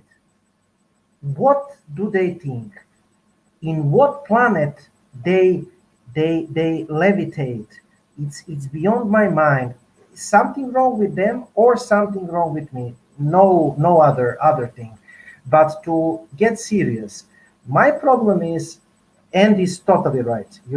I mean, there is no way, no trade. What we can do right now, we can trade for Nikola Vucevic. Do I want Nikola Vucevic? Absolutely. He will make the team better. Will this move make the Celtics skip Brooklyn Nets? No, because Brooklyn Nets will add another center besides Blake Griffin. What Nikola Vucevic will cost us? Nikola Vucevic will cost us one of top 3 or top 4 players.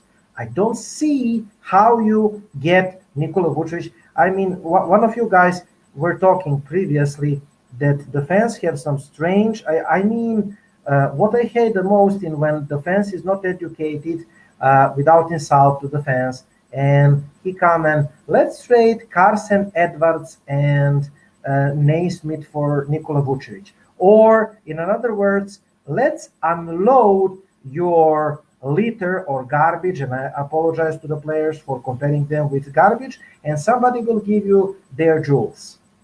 I mean, other GMs are not idiots, and that's not how the trades are working. So what we can do is, like Andy said, either get some Band-Aid help right now, expiring contract veteran, that is not a star. Forget about the stars that are not. There are no stars available. We can get Band-Aid help right now. But again, another GM is the one who is deciding whether he will be traded or not. People are talking, we are interested in Jeremy Grant.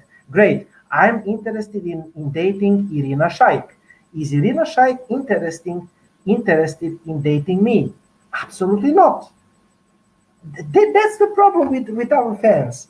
I mean, I'm interested in dating, one of Charlie's Angels. Are they interested in dating me? Absolutely not. I mean, first we must see who is available, who is realistic. Then you must see who can fit in our salary cap. And then you must have the strategy.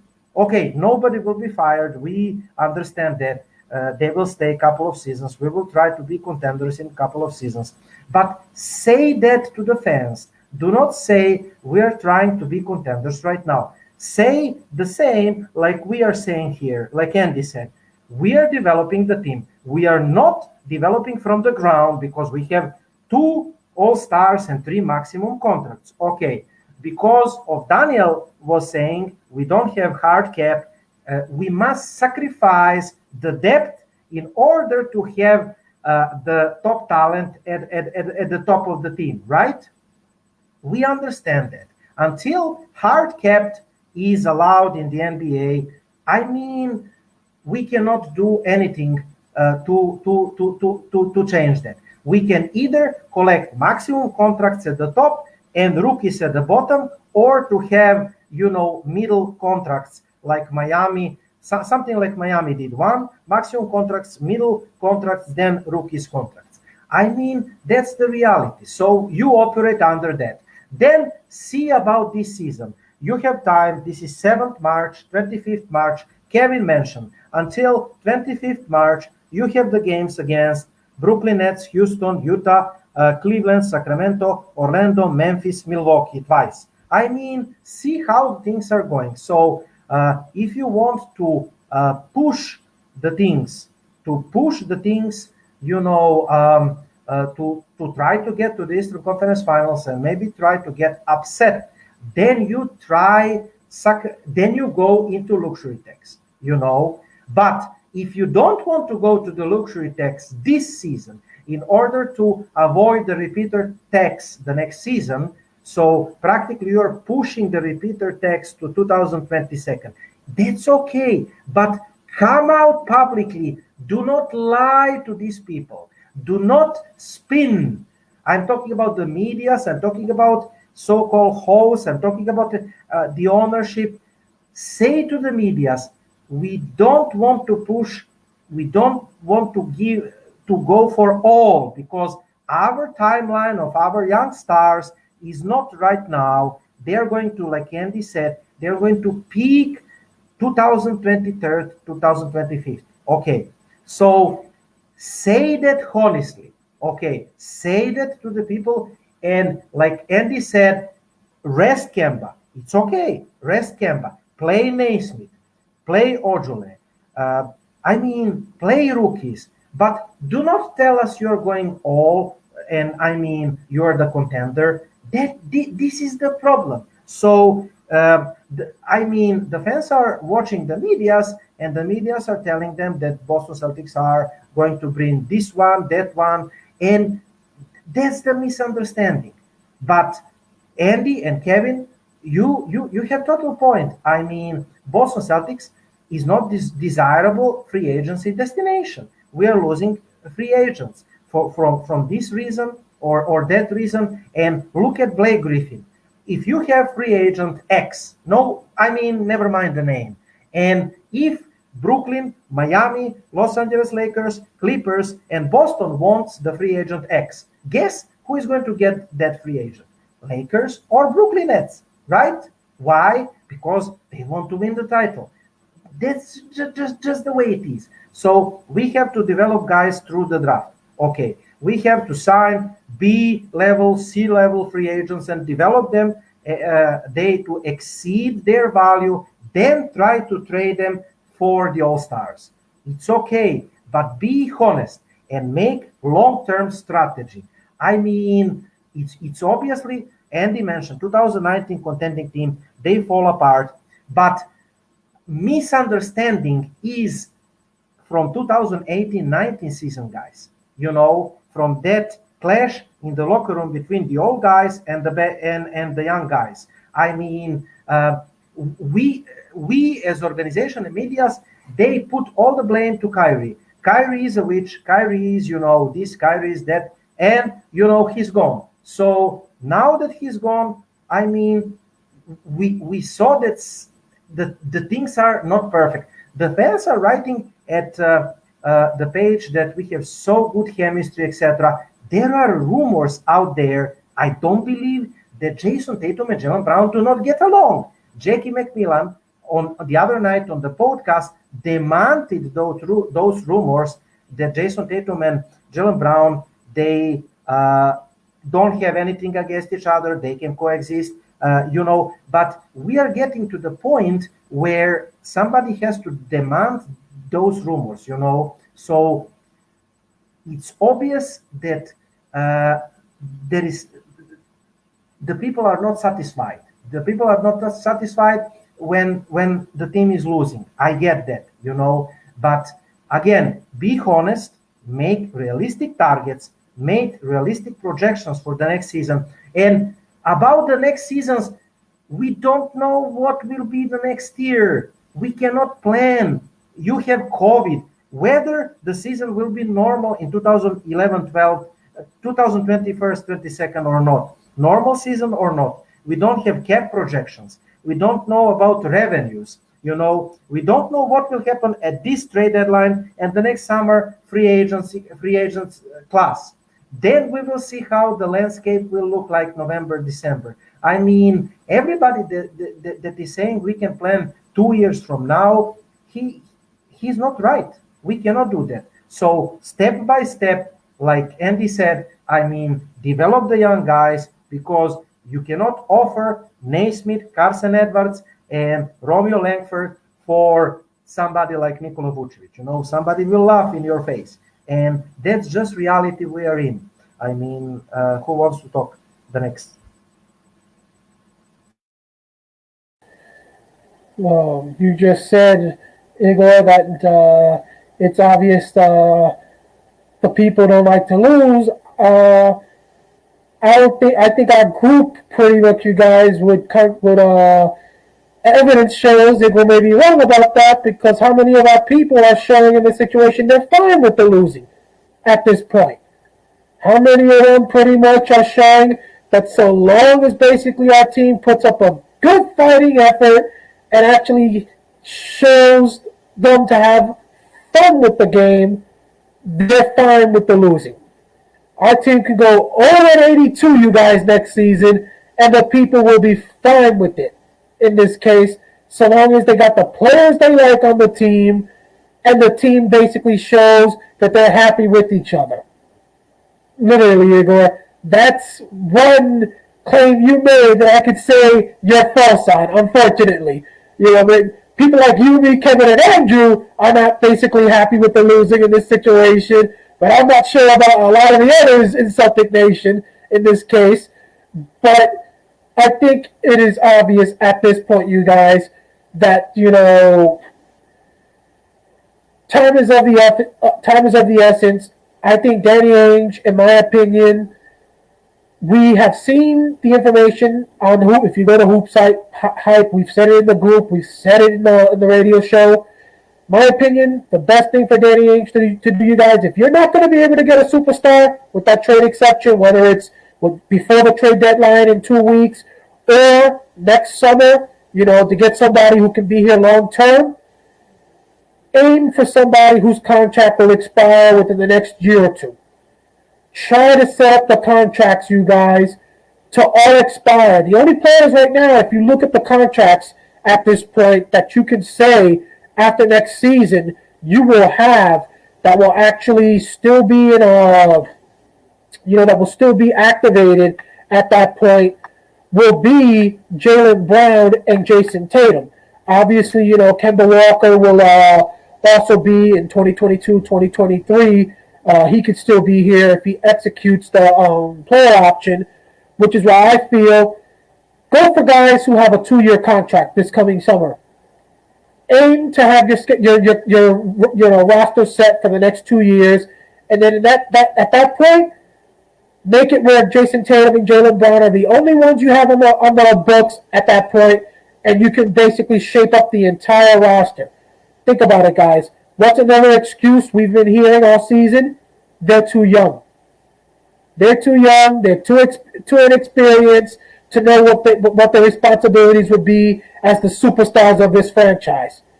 Well, think about it. By that point, we're talking not only the rest of this season, but another 2 full years for both Tatum and Brown as the top guys on this team.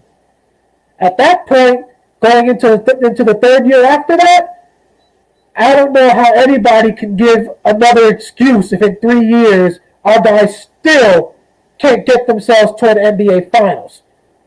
So if I was Danny Ainge, I would do it just like that if I'm the GM.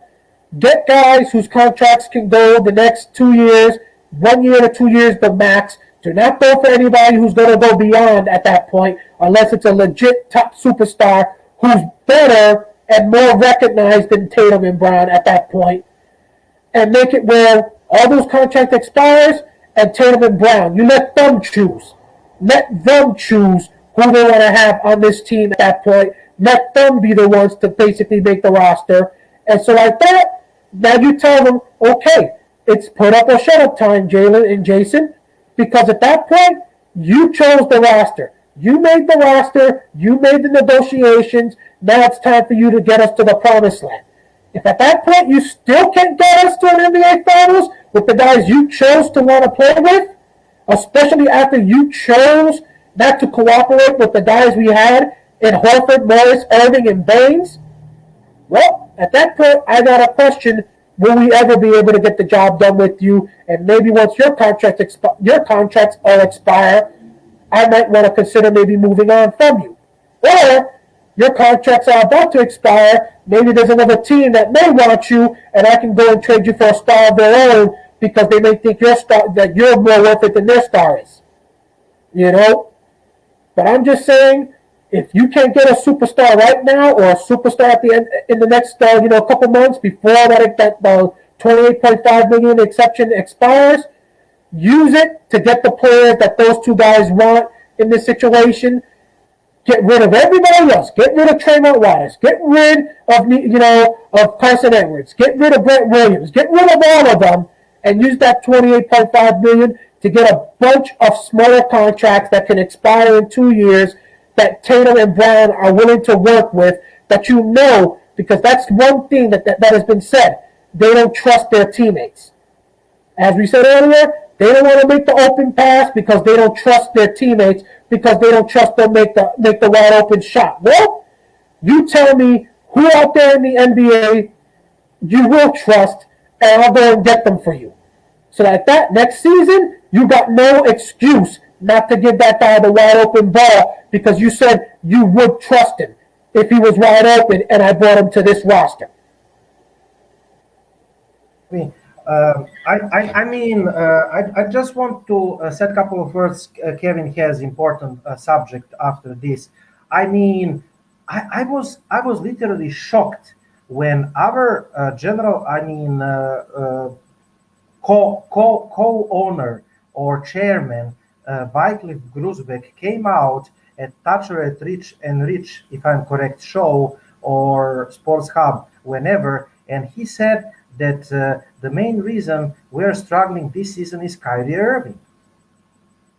I was literally shocked, Okay, I understand he let us down. They put all their stocks into Kyrie Irving in 2019. Andy was talking about we were the true contenders in 2019. He's absolutely right. But Kyrie Irving left 2 seasons ago, man.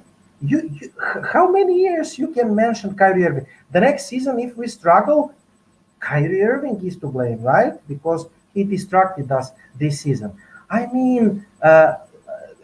Danny, about what you said about Tatum and Brown, I'm not going to go back into all the clashes in 2019, what was happened. By the way, Marcus Smart has some interview. You can check it. If I'm correct, I don't know, NBC Sports Boston, he stated, quote, yes, it is true. In 2018-19, we were a dysfunctional team.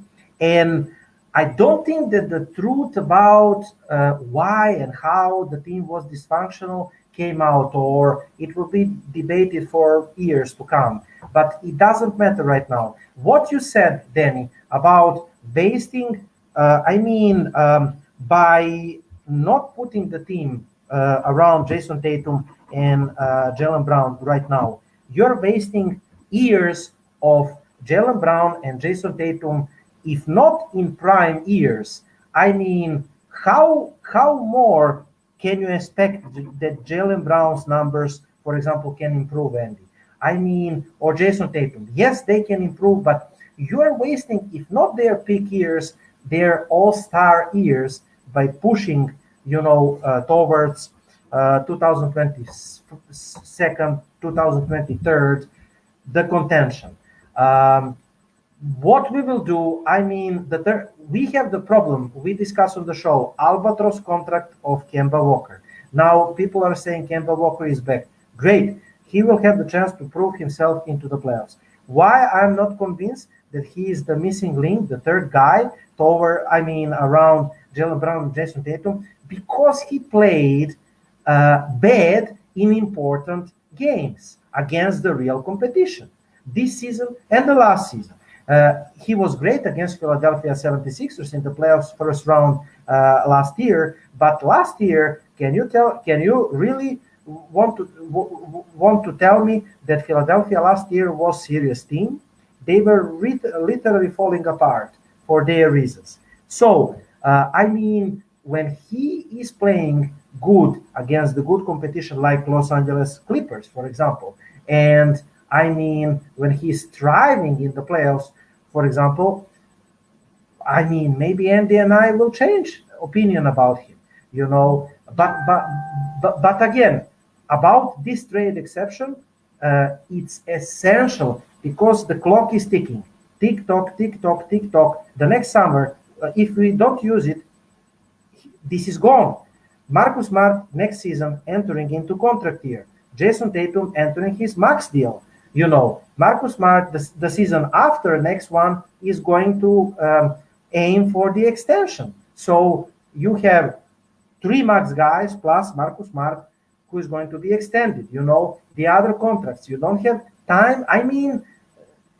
We don't know about the salary cap, but our salaries are raising also, So I don't expect the salary cap to raise dramatically from this season because we know that it's COVID situation. The revenue will not rise. So you have to be very smart. And about our fans, the last thing that I'm going to say, you are correct, Danny. Some of them, they just don't want to win. They just don't want to win. They are happy with entertaining. And Mike Gorman make the great points. Find Mike Gorman's statement that we played on our show, by the way, 2 shows before, if I'm correct, Danny. We played Mike Gorman. Basketball is a team sport, so you must learn how to play. Kevin McHale, that Kevin mentioned today, he came out and he said, you must have fun playing with each other, and you must find the joy in your teammates' success. You must be happy when your teammates is scoring. You must be happy when you give the ball to your teammates and he's scoring and he's getting rewarded from your assists. You must find the joy in playing collective basketball, because basketball is not tennis, it's not squash, and the people are saying, okay, we lost, but Jason Tatum and Jaylen Brown scored 60 points. I mean, when I see that, I'm scrolling the page because my blood pressure is going high. I'm really happy for those guys. But again, basketball is collective sport. And we will see what will happen. But Jared Weiss has at The Athletic the good article. I mean, we will see if we have time for that article or not. Depending on how Danny Ainge will use the TPA, that's how our destiny will be. Kevin, your subject right now? Yeah, guys. I want to talk about this logo situation with Kyrie coming up with this mess. I'm gonna say this. I think the logo should change because what's his name? I can't think of his name. Jerry, the guy the logo's of. It's skipping my mind. Jerry West. But Jerry West even said that he doesn't want to be he never wanted to be the logo. David Stern never admitted that it is Jerry West, but we all know it's Jerry West because we've seen it before. And I think that what you should have the West logo and the East logo, and when whoever wins the NBA Finals, that logo gets to go on a trophy. No man, and I'm gonna say Kareem Abdul-Jabbar for the West, Bill Russell for the East, because they're 2 of the most dominant basketball players that ever played the game of basketball.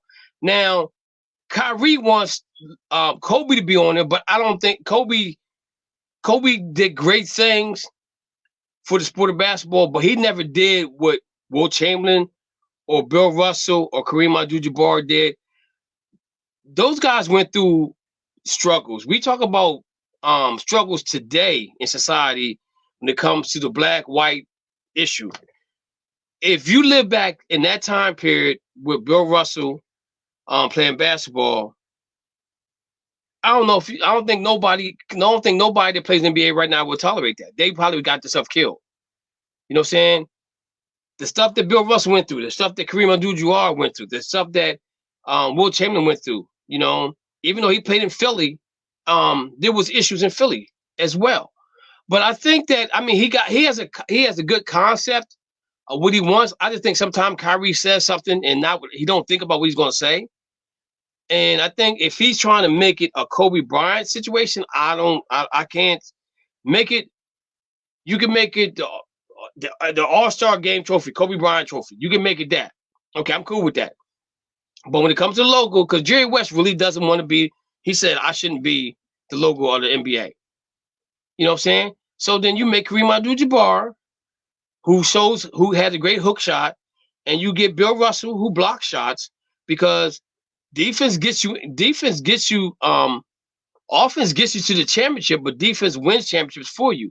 So I think those 2 would be the logo, one for the East, one for the West, and whoever wins the NBA title, if it be a West team, then they could put Kareem Abdul-Jabbar on the logo. If the West wins, if the East wins, they could put Bill Russell on the logo. That's just, I think that would be nice. In my opinion, I'm like, I mean, you can even go back and you can say, you can put George Mikan on there because of how great George Mikan was with Minneapolis. You know what I'm saying? Just so many other guys that you could put on the trophies. But I think if you do it that way, now each conference has an added incentive to say, yo, our trophy got such and such on there. Our trophy got such and such on it. So I think it's a conversation they could have. They probably won't have it. The commissioner probably won't have it. Now, if LeBron came up with it, they probably would have had a conversation. But because Kyrie says the world's flat and the moon's never full, you just don't see half of it. When it's full, all the crazy nonsense he be saying, they're not going to take him seriously. They're not going to take him serious for that at all. But I just want to get y'all guys' take on the logo thing and see where y'all go with it.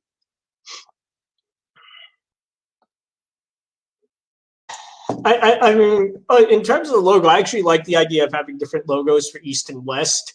To be honest, I'm sort of, if they change the logo, I'm sort of adverse to having a player on it at all, because I think that, it goes back to what we were saying about basketball being, like a team sport. So, I would kind of want to see a logo, like you see it more in Europe with like European football clubs. Like you don't have like a club logo with their most famous player on it, you have a logo that, it's like a coat of arms, or it's, like an insignia, or just, I would kind of like to see something like that that's not about any one player and instead recognizes, like the sport of basketball and everybody, who's contributed to the NBA, not just the superstars, but also the guys who fill out the bench and give us, like a team that we could actually watch play. If it was going to be a player, I do agree with you. I think Bill Russell would have to be on one of those logos because, I can't think of anybody. And like you were saying, not just in terms of pure basketball skill, which, that alone would put him in the conversation. But in terms of all the different things that Russell did, Boston was not an easy city to play in as, as a black player. And then not only to play there and be highly successful, but go on to be the league's first black coach. I can't think of somebody who really has done more in terms of when we talk about not just basketball, like the social justice issues that everybody's talking about now, I can't really think of anybody who's done more to, to further his people than Bill Russell has in the NBA. I really, maybe there is somebody, but I have a very hard time thinking of somebody who's broken more of those kind of glass ceilings than Russell. And I would think that you'd have to put him on there, although I think actually, I think Bill Russell is a modest enough guy that he would probably fight against it. So, ironically enough, but I think, you'd have to look at somebody like Russell who is so dominant. But honestly, I would like to see something that's more about the sport and representing the sport and the fact that this is the highest tier, this is the highest league for the sport. This is where all the most talented players in the world come to play. And I would like to see something that represented that. Oh. Well, you guys know where I stand when it comes to this situation. I am totally against it, the idea of putting Kobe Bryant on the logo for several reasons. For one, the real reason why Kyrie Irving wants it to go. Not because he wants to really honor Kobe Bryant. That's not the top reason.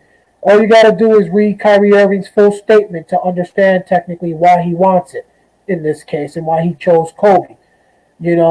If you're someone that has been under a rock in this situation, in this case, he puts down, just a specific part. It's got to happen. I don't care what anyone says. Black Kings built the league. Literally, what type of statement are you making when it comes to basically having to say it like that? Black Kings.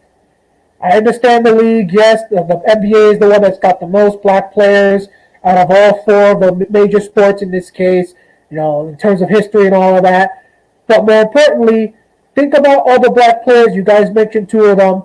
Think of all the big-time black players you've had in the history of this league in the past. Why is it you want to do it now? Why now? Is it because now you got this movement going on that's trying to empower the blacks over all the other races in this country? Because that's literally how I look at the Black Lives Matter movement. It's not an all lives matter that's trying to make all races equal. It's more just one race that they're only worried about, in my opinion, in this case. Which is why I haven't gotten behind them, and nor has anybody in my family in this situation. But I would rather see something like Andy said, a logo that basically maybe just has the word, NBA, maybe a few basketballs, things that represent, the league itself. If you don't want to have, what you currently got that's been fine for you all these years until this movement started taking place across the country, then put something that doesn't have any figure with any color that can represent any sort of race whatsoever. Because think about it. You put a black person on there like Kobe, what type of slap in the face are you sending to all the great white players that have been playing in this league? Like Larry Bird, in this case. We've all said it in this situation. How many of these players today do you think could really dominate if they were playing back in the 80s and the 70s, back when Bird, Magic, and Russell and all them were playing? Heck, you guys breathe on LeBron the wrong way and they want to kick your ass to the locker room and give you a 10-game suspension.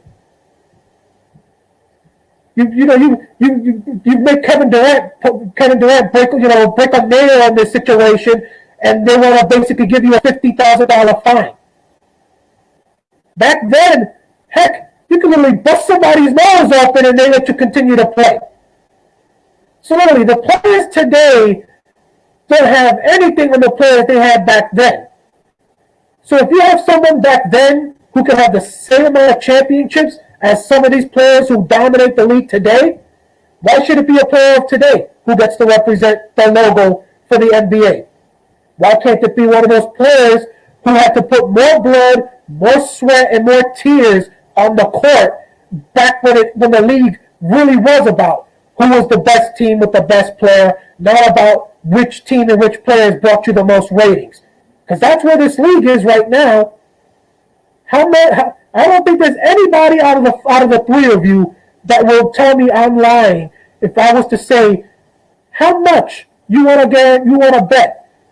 It's likely going to end up the Lakers and the Nets in the finals this year, unless some freak accident takes place and LeBron breaks a leg, or Anthony Davis breaks an arm, or Kevin Durant comes up with a serious sickness that puts him in the hospital for several months. How much you want to bet one way something's going to happen to make sure those two teams meet up? Because it's got the most star power, which equals the most ratings and the most money coming in from the TV networks. That's where we've gone to, ladies and gentlemen. It's no longer which team is the best.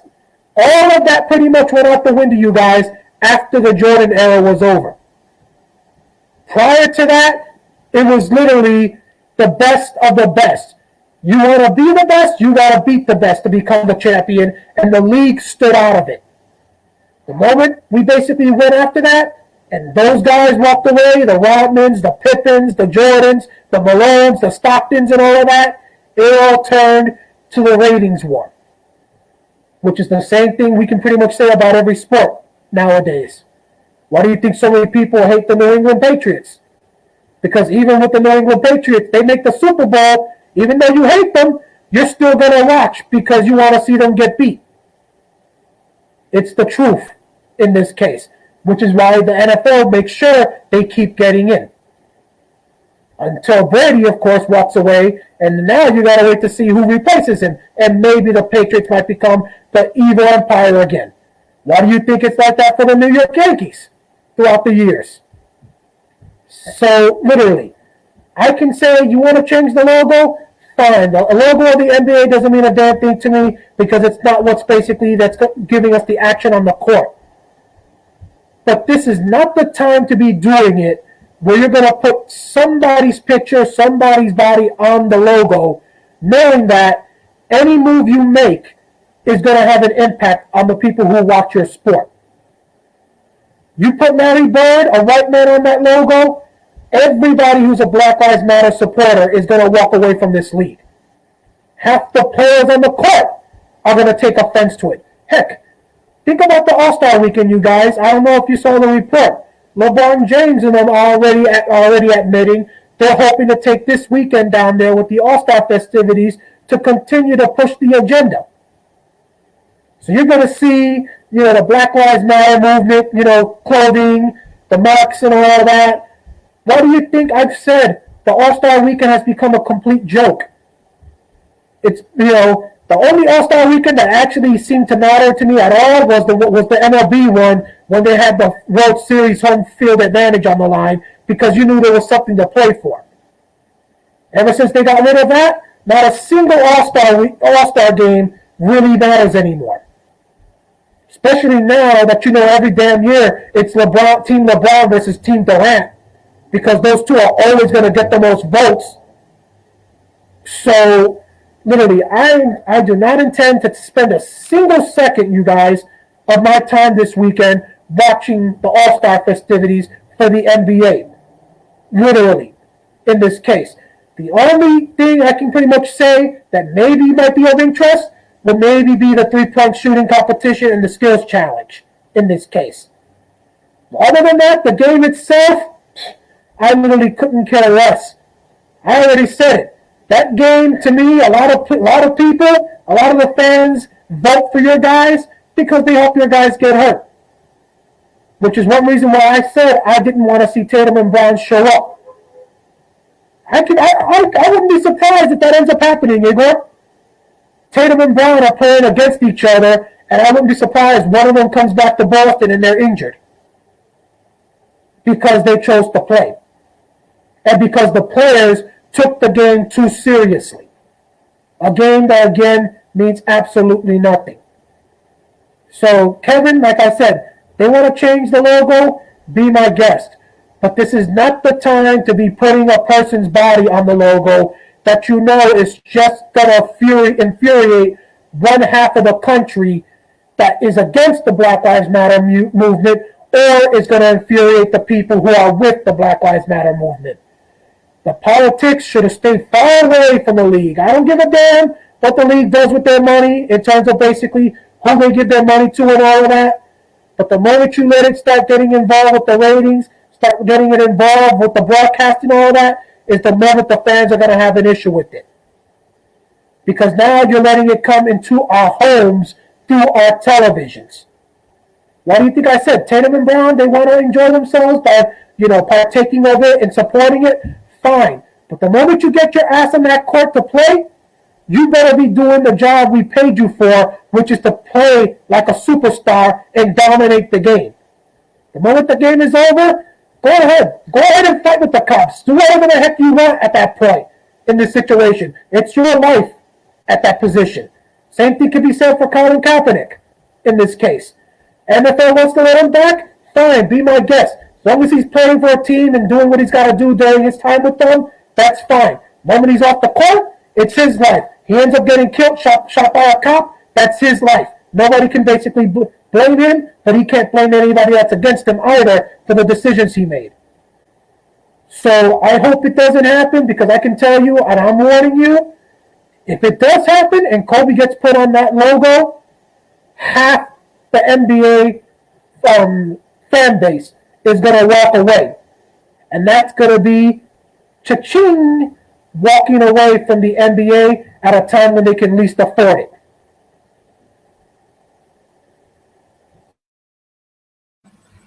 I mean, don't have anything smart to say. You guys said it all. Interesting idea from Kevin about two conferences and two logos, and whoever wins the next season, the logo is from this conference. Really interesting. Valid points from Andy. I mean, maybe the board of governors should vote, and maybe indeed is the time to put out any persons, like Andy said, and to put something attached with the NBA, something attached with the game, like the ball and something else on the logo, NBA or something. and to be creative a little. Maybe it is indeed a time. But if you put any players at the logo, I think that the criteria should be who is the best franchise in history, and who is from East and West. We know who it is, Lakers and the Celtics, and which players are the most important for the franchise. Kevin said Bill Russell, his ultimate winner, the best, the biggest winner in the history of USA sports and sports in general, I think, and he would really deserve that honor. And from the Lakers, let the Lakers fans and Lakers media decide. I really do not want to be involved in that process at all. From my standpoint of view, I don't wish them any well. From my standpoint of view, they can pick a cow to be their logo. I don't care. But maybe it is the time. Maybe Andy's suggestion is the best. But let board of governors decide that. If we decide to have to change the logo and to have the player, I don't want Kobe Bryant because I don't know by which criteria he has been chosen. He died. Okay, we have tragically died, and I really respected him. Do not get me wrong, but we have the players that tragically died too. Remember our land bias, Reggie Lewis. I still think that if we choose the players from the Boston Celtics, it should be Bill Russell, because he has the biggest number of titles in Boston franchise history. So I don't know by which criteria we will choose Kobe Bryant. Even if we pick from the Lakers, Kevin said, somebody else from the Lakers, we will have to be chosen, So board of governors will have to decide, and like Danny said, they will have to decide this smartly, because if they decide, if they hurry up about changing logo, they could lose the ratings, and NBA ratings are shaken up already. I want just to underline Dennis and me what Mike Gorman said, to underline what I wanted to say. This team needs to be more unselfish, and it needs to start at the top. And the top right now is Jason Tatum and Jaylen Brown, and they need to respond. They have got to start thinking about winning games and not about their individual numbers.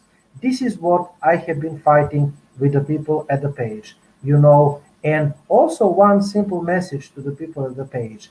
It's okay to criticize your franchise organization and members of the Celtics organization, because I have news flash from you. Your organization is not making the right decision all the time. Only dear Lord God is not making mistakes. Never, So we all make mistakes, willingly or unwillingly. So the four of us, if we criticize Danny Ainge, Reed Grusbeck, Brad Stevens, Jaylen Brown, Jason Tatum, Marcus Smart, Carson Edwards, whomever from the Celtics organization, Mike Gorman, we are not going into the witch hunting. We don't want them to be burned, to be crucified, or something else. We are making points because we want our franchise to be at the top of the world again. We don't want the Lakers to surpass us. And this is the point of all points. When you say that to the people in the Celtics pages, they say, okay, but I'm happy no matter what, because I have fun watching the.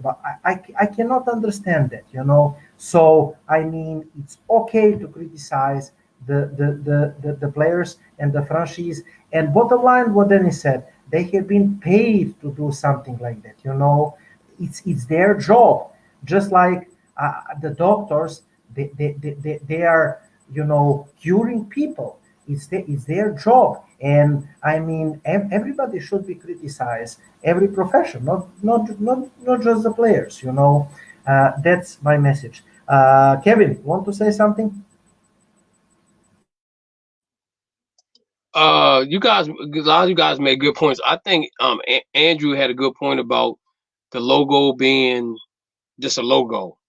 Um, and maybe what you could do also is that if a team wins and they get their logo on the trophy, every team in the NBA got to have that logo on their floor to remind them who won the title. You know what I'm saying? It has to be some type of incentive in it to make these guys want to play real basketball. I mean, we're all four of us are really upset about the direction the NBA is going. The NBA is more of an entertainment than it is a sport, and that's where it's going to lose me as a fan. Um, you know, I used to go to All-Star games. I would go to the games. Sometimes I would see some games. Sometimes I wouldn't. I'm at the point now I really don't want to go anymore because it's not about the game of basketball. It's all about entertainment, and that's the part that's really pissing me off because there's no mystery who's going to the finals. You know, we already know it's the Lakers and Brooklyn. God forbid anything happen to one of the players, but we know that. You know what I'm saying? We know that Philadelphia has a good team, but do we know if they can beat them in 7 games? We know Utah Jazz has a good team, but can they beat them in 7 games? That's the question that needs to be answered. And I think the thing with Utah though is that Utah has their full roster this year. Well, last year they had guys that opted out of playing in the bubble, so now they got all those guys back. So I think they do have a chance.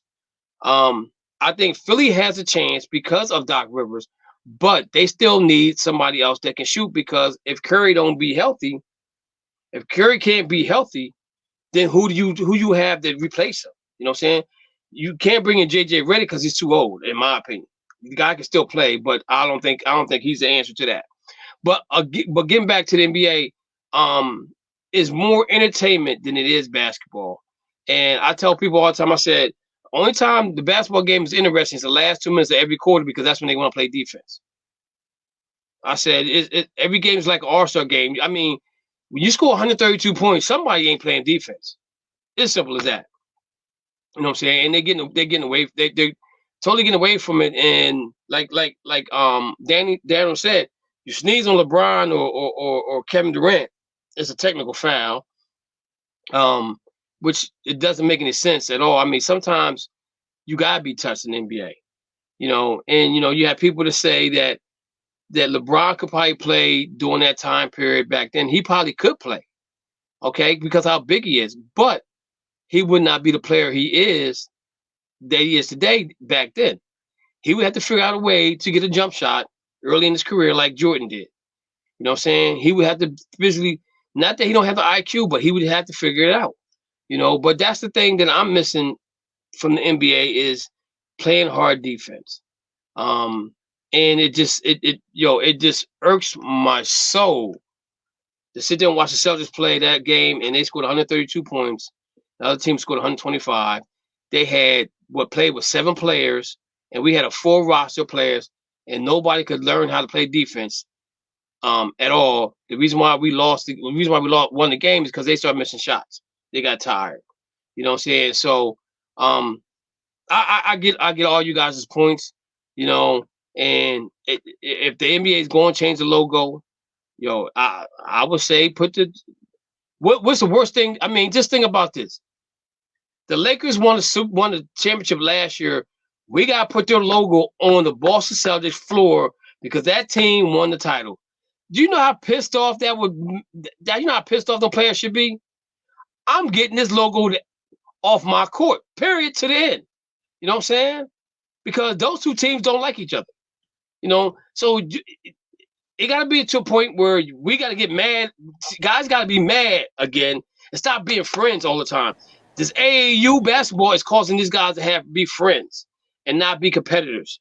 They're competitors on the court, but they're only going to be competitive to a certain point. They're not going to foul you hard. You know what I'm saying? They're going to give you a little tap or grab your T-shirt or grab your shorts or whatever. But to give them like a Kevin McHale foul, that's not going to happen. Like a Dennis Rodman foul, not going to happen. Like Bill Laimbeer foul, not going to happen. You know what I'm saying? Because you do that, then you're going to get kicked out the game. You know what I'm saying? But that's part of the game. And now they're taking it away and they're making it more, like I said, they're making it more of an entertainment than it is a sport. And I mean, me personally, I won't go see the Celtics play again until they change the way they play. I won't waste my money no more. You know, because I come up there, I go to Boston, I go to the Hall of Fame, okay, get a hotel room, get a rental car. I spend about $2,000 total on everything. The game, the food, the drive, the hotel. And I'm not going to see this mess right here they playing right here. It's not basketball, you know? And like Kevin McHale said, he said, yo, there's no I in the word team. And once you become a team, you got to play as a team. And the thing about it is, Jalen and Jason are not making their mark right now for the Hall of Fame. That may come later on down the line. What you have to do is make your guys on your team better. If you make them better, that makes your team better. When you make your team better, that means people watching your team.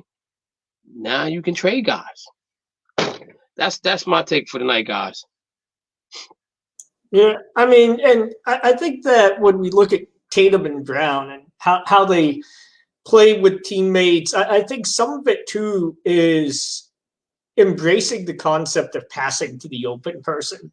I know we talked about that a little bit earlier in the show with the lack of trust, and I think it was Dan was you were saying that get guys that Tatum and Brown like or that they trust, and like I kind of disagree with that because to me it's not necessarily about having somebody you like to play with or somebody that you have a lot of trust in or because everybody's going to go through shooting slumps. And you have to still give them the ball and hope that they can snap out of it or hope that they can make an open corner three. And to me, it boils down a lot to coaching because that it's on the coaching staff to really hammer that in, that you throw to the open person or you pass. Sorry, football term, but to pass to the open person. And I know when I coached football, that was the number one thing that I preached to the quarterback. Like, I don't care if this guy's your buddy that you grew up playing, catch with. Like, I don't care about that. You're going to go through your progressions, and you're going to throw to the first open receiver going through your progression. Like, if you don't do that, then I'll sub in my second string quarterback. Because I don't need you to be trying to force a pass to somebody because he's your friend and you trust him more than you trust the other guy. I don't care who you trust. You need to trust the offense. You need to trust the scheme. And if we lose because you followed my scheme, I take responsibility for that because I'm the coordinator and I'm the one who designed the scheme and I'm the one who trained the scheme in practice. So that's my fault and I will own that. But you don't go out and make up your own play as you go. And basketball's a little bit more, it's a little bit different because it's more free flowing. You don't do huddles. You don't have stoppages between each play. But the concept is still the same. Like, you have to, as a coach, you have to preach. Like, I don't care if it's Grant Williams or Jaylen Brown standing in that corner. If he's open for that three-point shot, you get the ball to him. And Grant Williams, as much as fans don't like him, he's actually has a decent three-point percentage. So, so I think it's really, but, and to me, that comes down to the coach because as a coach, you have to preach that trust. That's what made the Spurs so good is that they have that ball movement. Because if you don't move the ball I don't even know what Popovich does to them if they don't move the ball, but it's obviously, not good because they always pass. And I think that that's something that we kind of miss. And I think that, they need to show like Tatum and Brown, and I think some of it's growing too, because they were never asked to pass before. it was always handled by Hayward or by Walker or by Irving or by Smart. And they've never been asked to. So I think there is some learning and some of getting that court vision. But I do think that, I've seen improvements. And one thing I will say about Kemba, and everybody knows I'm like Kemba Walker's biggest critic, I think. But he has done a lot better. The last 4 games, he has been much better about passing, a lot better about looking to get other people the ball. And I said earlier in the season, if that's a move that he can make, if that's a change he can make where he's looking to make other players better, I think that makes him a lot more valuable to Boston. And I'm encouraged to see him doing that over 4 games. The issue to me with Boston is that we've seen this before. We've seen them go through stretches all the way back to the Kyrie Irving era. We've seen them go through stretches where they play ball movement and they play basketball the right way. And then for whatever reason, I don't know what happens if they have a little a love spat or whatever in the locker room. I don't know what happens, but all of a sudden they go right back into iso ball for stretches of games, and I don't know where that breakdown is. I just feel like that's a coaching thing because players obviously have a lot of say in the NBA. They have a lot more power than they do in other sports. But at the same time, as a coach, you have to have a way to control players and keep them within the game plan for the majority of games. And it's not easy. And I'm not saying that it's an easy job to be a head coach in the NBA because, I have no idea how you control some of those egos. But as a head coach, you're paid the money and given that title because you're supposed to be able to figure that out and do it. In terms of the NBA, I feel like the biggest problem with the NBA as a whole, though, is that it's become very player-centric in a way that other leagues aren't. And I'm not saying that players shouldn't be empowered, but I'm saying that in some ways, I think that these players, a lot of them turn into prima donnas. And I think it's not just the NBA. It starts in AAU because they're catered to in the AAU. And I've never seen, because I came up playing sports in private schools, which is, a lot different from a public school because, I was given, as a student, I had a scholarship for sports. And, to me, though, looking at these, we weren't pampered. Football, our coaches were about as far away from pampering as you could be. I mean, if we lost a game, on Friday, we practiced on Saturday and Sunday, and they were not fun practices. They would get torn apart for your mistakes, run laps, do squat thrusts until you puke. That was how that program worked. So we weren't pampered. We were taught to be tough, and we were taught to play for each other. If you fumbled a football, I was a running back. If I fumbled a football, that's a Friday game. That Saturday, I would be in the middle of a circle doing contact drills until I couldn't get back up.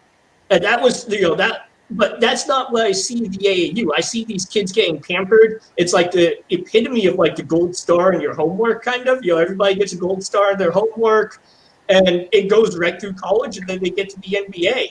And a lot of them, you can see that entitlement with how they play. It's like I see it with Tatum. I like Tatum a lot, but I see that a lot with him sometimes where it feels like it comes off of him that he just feels like he's kind of entitled to greatness or entitled to his stardom. And that's one reason that I like Brown more than Tatum, because Brown worked for what he has. Jaylen Brown had to work to get to where he's at. He did his time. He didn't get pampered growing up. He came from a pretty tough area in Atlanta. He had to fight to get his place in the draft. He had to fight to get his place on the roster and get playing time in Boston. So I don't think Brown takes it for granted the way that Tatum does. And sometimes I see that a lot with Tatum. I saw it with Philly's young stars too before Doc Rivers came in. They were acting like they were entitled to be great, like Joel Embiid. I could go out and eat however Big Macs I want, and I'm still a star. And I think, that's maybe what we're missing in Boston. Maybe that's what Stevens lacks, is that ability to do what Doc did with Embiid. Because what Doc did with Embiid is he sat him down and said, hey, you're great. You're a superstar center. There ain't no question about that. But you are at 80% of your talent level, and you're never going to reach 100% unless you get serious about this. And you could tell Embiid responded to that. And that's what I feel like Boston. I don't feel like we have somebody in that head coach position saying, hey, look, Tatum, you are a great player. You would probably the best young wing in the NBA right now. But you're at 75% of your talent because you want to ISO into bad shots half the time because you don't want to make your teammates better. And then give a path, like, hey, you need to do this, this, and this, and this. And you will start to realize that, missing part of your potential. And I think that that's what Boston lacks. And with Tatum and Brown, it really is that component of trusting the guy who's open. It doesn't matter who he is. Everybody's in the NBA. They're supposed to be able to make those open shots. Get them the ball. Let them take the shot. And when they do that, the team does well. Because, and when they don't, the team doesn't do as well. And so, I think some of it you got to stop looking at like, I'm a star, this guy's a bench player. You got to look at like, hey, he's open, I'm getting him the ball. And it goes back to that joy of playing with your teammates. We talked about that earlier. One thing I noticed about, like, I was watching the Mavericks because I'm a huge Luka Doncic fan. I've been a fan of Luka ever since I watched him in Real. The thing to me, when I look at the Mavericks, when Luka makes those shots, like those crazy shots, like the Luka Magic type shots, his whole team comes up, they're all celebrating. You could tell his whole team is happy for him. And with Boston, like I see that, like there's maybe a couple guys bump fists and they kind of, slap hands. It looks almost like, like a formal, like, hey, good job, man. It doesn't look like the genuine joy that I see when I look at somebody, a team like that. So even looking at Phoenix this year, like when they're making those shots, they're, like they're all fired up. They're all, around that guy. It's, it's almost as bad as watching people celebrate a goal in European soccer. But, and that's why, that's another thing I think we lack. But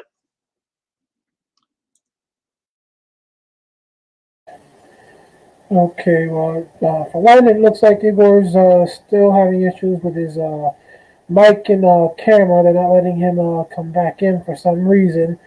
But yeah, my thoughts in regards to that, Andy, is more that I'm saying pretty much if Brad Stevens can get Tatum and Brown to actually be willing to throw the ball to the open man for a wide open three, because they say they can't trust them in this situation because they miss it too often, then you got to let them choose. Think about it. Don't you think LeBron, knowing that LeBron is the one that makes up that roster, he pretty much tells the GM there, hey, I want Anthony Davis. You go and get him. I want Rajon Rondo. You go and get him. Don't you think LeBron James, whenever the team does get beat, he takes a truckload of the blame because he's the one that made that roster? He's got just as much power, if not more, than the GM himself does. This is why I'm saying with Tatum and Brown, if you are not willing to trust the guys that Danny Ainge and Brad Stevens are willing to get you, you tell them who you want, but know that you're going to be the ones that take the blame if things don't go the way you want them to. Because at that point, they gave you exactly who you asked for in that case, which means there should be no reason not to trust them because you said yourself publicly and to them you'd be willing to give that ball up if it was done in that spot instead of one of the guys that they offered you to begin with. But again, this whole thing, you guys, that we're currently seeing with this team, as Igor mentioned with that statement, it's the absolute truth. We have technically only 3 stars, one guy who's a defensive stud. I said the statement to you guys in the private chat as Igor in this situation, or should I say Kevin was mentioning, he doesn't go to games anymore. Offense sells tickets, defense wins championships. We all remember where we heard that last when it comes to a player being willing to say that for the Celtics. $2,000, Kevin, I give you credit for spending that type of cash to come to Boston to come and watch one measly game in this case. But literally, I have said to people, the NHL, the NFL, MLB, and the NFL, they've all become the WWE, pretty much. You can almost predict exactly who's going to win and ultimately what the final outcome for the season is going to be before the season is even begins. Literally. I can almost say right now, you guys, the WWE is less predictable than some of these sports are. And at least in this situation, you got more storylines with the WWE than some of these NBA, because in the NBA there's really one storyline that everybody's focused on: LA versus Brooklyn. Everybody else, the storylines that have to do with their matchups, nobody really gives a crap about, unless something happens to make it of interest. Does anybody really give a crap about the Celtics Philadelphia rivalry anymore? No. Unless something happens in a game that really hypes it up, like Marcus Smart and Embiid getting into it, like we've seen throughout the years in this case. Does anybody really give a crap about the rivalry anymore between some of these inner city teams going at it with each other for the right over the city? No, because always the team who's been there the first is the one that the people seem to connect to. Literally, it's the same situation. These sports have become too predictable. There's only a handful of teams that you can say that the league might consider letting the championship go to at the start of a season. And at that point, you can say, for all 25 or 30-something teams that are left over on the outside looking in, what's the point? What's the point of even spending your money going to watch your team play if you know there's no chance of your team even really having a chance to win?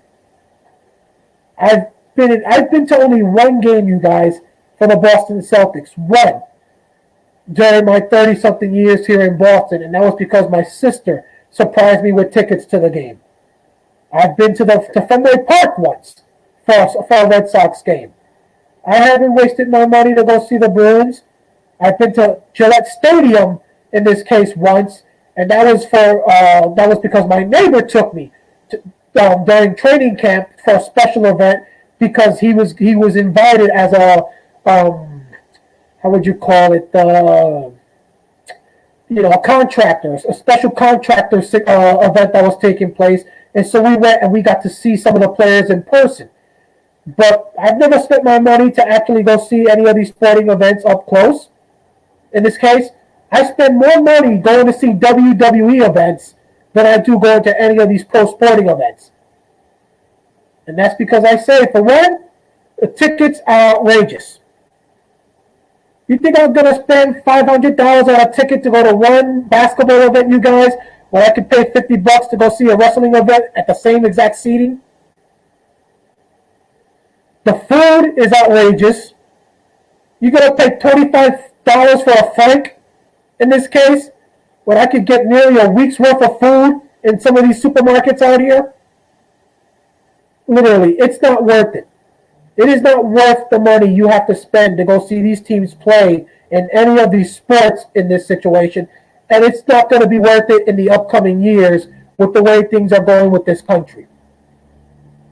Heck, everybody's waiting right now for this upcoming stimulus check that's supposedly going to come out to give everyone $1,400. You think anybody's going to spend that money going to watch a bunch of basketball players play when the courts are supposedly going to be allowed to open? Because we're only about a month or so away from fans being allowed to enter the TD Garden for both the Bruins and the Celtics games. You really think fans are going to be able to afford to pay $500 to sit front court at a time like this? Heck no. And then what about the waiting list?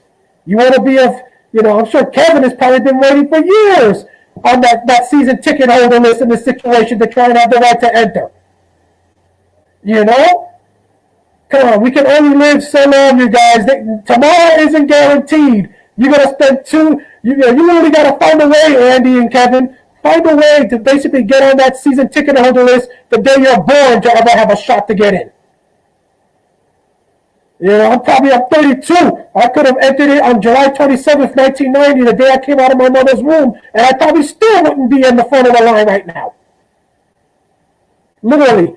That's how crazy the situation with tickets and these sports are. And for what? If we know the final outcome and you know your team doesn't have a shot because they do not have the star power for the league to say you're capable of giving us the ratings we want when the playoffs come, and specifically to get us the money we need. It's not worth it.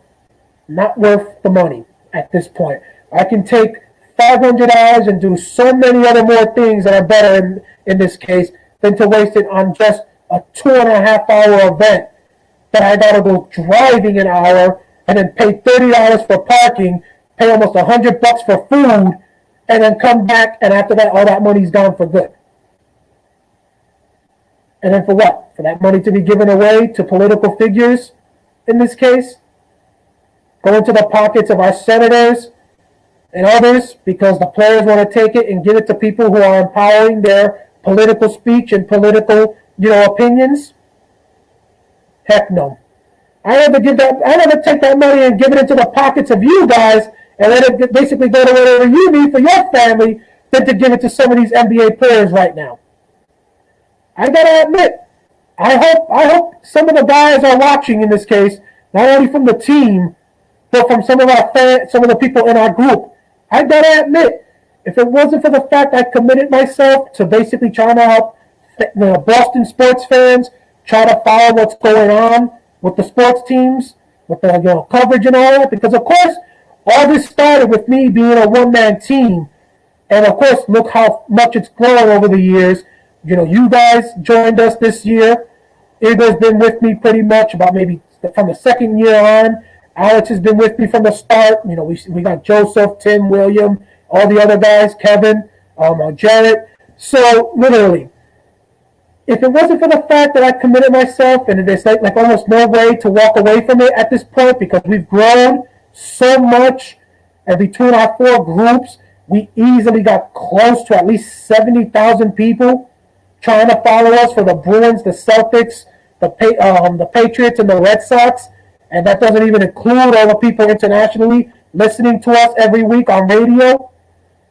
A part of me will probably not even be watching the league this year because I feel there's just too much coming from the outside world into these broadcasts this year. And I got too much right now on my plate listening to all the fighting going on the court. Too much going on personally. Heck, we found a dead body on the front porch of one of the buildings we manage in this case. You think I need to be seeing more crap going on when I come home to want to watch my teams to get my mind off of seeing a dead body in front of one of our buildings? And the first thing I hear is we're going to basically now empower the Black Lives Matter movement come All-Star weekend? Like, really? You couldn't give us at least one weekend where it's just about basketball and nothing political? So people can see, if it wasn't for the fact that I committed myself and basically so many of you depend on us, I probably wouldn't even be around this year in this case. I probably wouldn't be around this year because of how the NBA has literally let this year, in my opinion, go down the toilet because they just couldn't separate the political world from the sports world. And it's just going to get worse. And Igor says let's try via cell, but I don't think still doesn't look like he's getting in this situation. So I'm thinking we'll probably maybe go one more subject and then call it off. So you guys, again, we got 2.5 weeks before the trade deadline in this case. But more importantly, that first game against Brooklyn. I want your specific thoughts. Marcus Smart is supposed to be back for that one, from what I understand. Do you feel a win in that game should determine what Danny Ainge does come the 25th, which, again, I believe it's the 25th, if I'm correct. Let me just double check here. Yeah, the 25th. Do you believe that game against Brooklyn, if the Celtics do somehow manage to win in this case, that should be enough for Danny Ainge to say, go for it? If the score is 98-99, we got a chance.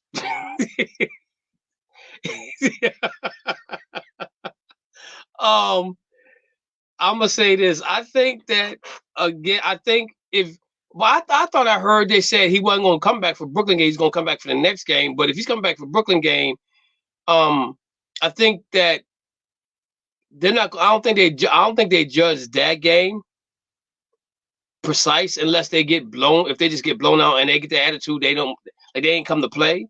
Then I think there may be some issues there. I would put more money in the Milwaukee series than I would the Brooklyn game because everybody's just coming back. If they were to lose the Brooklyn game and it's a good game and they play some type of defense, I'll say that they're okay. But I think if you want to judge off of the games you talked about, I think the two Milwaukee games would be more of a measuring stick than the Brooklyn game. Yeah, I would agree with that. I think it's very hard to judge, especially a team like Brooklyn. It's very difficult to judge how a 7-game series would go based off of one game played coming out of the All-Star break. I believe that's also KD should also be back from that. So I mean, like if we defend them well, I'll be a lot more optimistic, I guess. But I think that the real thing, I think Milwaukee is a better indicator. I'm sort of against making any major trades this season just because of how weird it is with COVID and the fact that because of that, a lot of analysts are saying it really is a seller's market. So I'm not tremendously excited to be trying to buy, this year. I think really the only move I really think that should be considered, it really depends on how well they do in the playoffs and what their playoff roster looks like. The only thing I think they should consider maybe is changing the head coach position.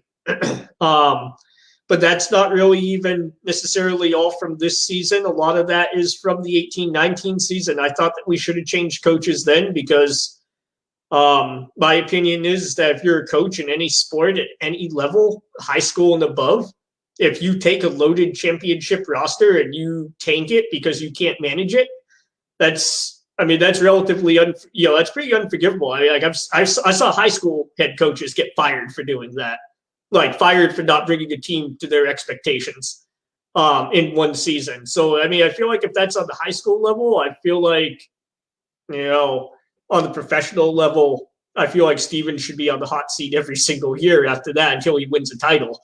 But, in terms of, looking at the games coming up, I think really the Brooklyn game is going to be very difficult to judge because everybody's coming back from the All-Star break. Smart's going to be finding his feet. One thing I am looking for is how we decide to try to defend Brooklyn's guard tandem. I think that's going to be one of the most interesting things to watch because we don't have anybody who's going to stop KD. I don't think anybody in the NBA really has somebody who can stop KD except for maybe Kawhi. But, what we have to do is you have to limit one of either Harden or Irving. And Boston has Smart. And Smart has historically had some luck defending James Harden. So I think that's probably the best matchup for Boston to try to capitalize on is playing Smart on Harden. I think Kyrie's too quick for him. But then the issue becomes, who do you put on Kyrie? Because Harden's really he's shown a lot of talent with his playmaking in Brooklyn. And I don't trust Kemba or Pritchard to cover Kyrie.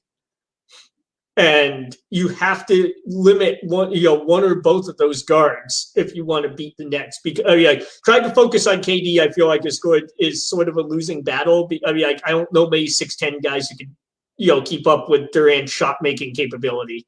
I just don't. So I think the only thing you can do is try to limit Kyrie and Harden. But we have one defensive guard, but we don't have anybody else who can defend well at the guard position unless maybe you try Smart on Irving and move JB to try to defend Harden. But then who are you playing Kyrie on? And we have to play Kyrie because if we want the offense to beat the Nets, we have to play. I'm sorry, not Kyrie, Kemba. We have to put Kemba on the floor if we want to have the offense to beat the Nets. So I think that's going to be interesting. I think that's the thing that I'm most interested to see in that Nets-Celtics game is trying to get an idea or a gauge of how Brad Stevens is going to try to defend the Harden-Kyrie duo.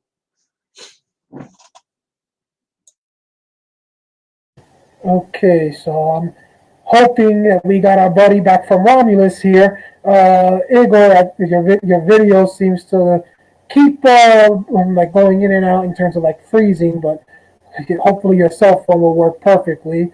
So let's unmute you here. Hopefully everything is fine. Okay, can you hear me now, guys? Yeah.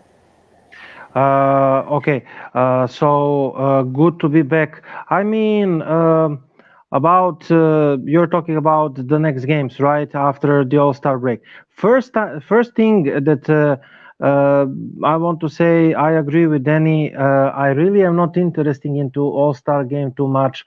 I will watch Jason Tatum and Jaylen Brown highlights or the details. I will maybe look at the three-point shooting contest. It is interesting to me. I always loved three-point shooting contest since the Bird era. He has won it, if I'm correct, 2 or 3 times. I mean, I posted today highlights. Paul Pierce defeated young Stephen Curry in three-point shooting contest 2010, if I'm correct. When we had the big four in Ray Allen and Paul Pierce and Kevin Garnett and Rajon Rondo. So, I mean, I will maybe look at Jason Tatum and Jaylen Brown three-point contest shooting and or the highlights at least. Kemba stated one of them better bring the trophy home. I hope so also. But first thing that I will be looking, Jaylen Brown, Jason Tatum, not to get injured at the All-Star break, like Danny said, if I'm correct. I mean, Jaylen Brown has the sore knee. He decided to play. In general, I was against playing the All-Star game. Because of COVID situation and all the stuff. I was for. We discussed that with Evan. I think that Evan also said that we should just pronounce the All Stars because All Stars are getting their money for that and their prizes. So we should all pronounce the All Stars, and we should just. Make a break between the first and the second part of the season until we have the normal NBA season. But since we have the All-Star, all we can do is to root our boys not to get injured.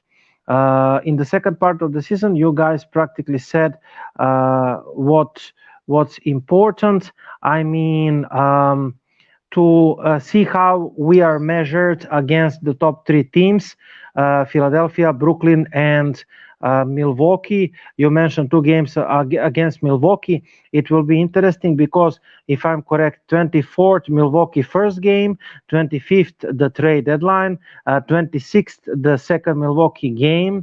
Brooklyn is heavy favorite. But it's possible since they are returning from the All-Star break. It is possible that the Celtics can do upset at this very game. We will see with the good game plan.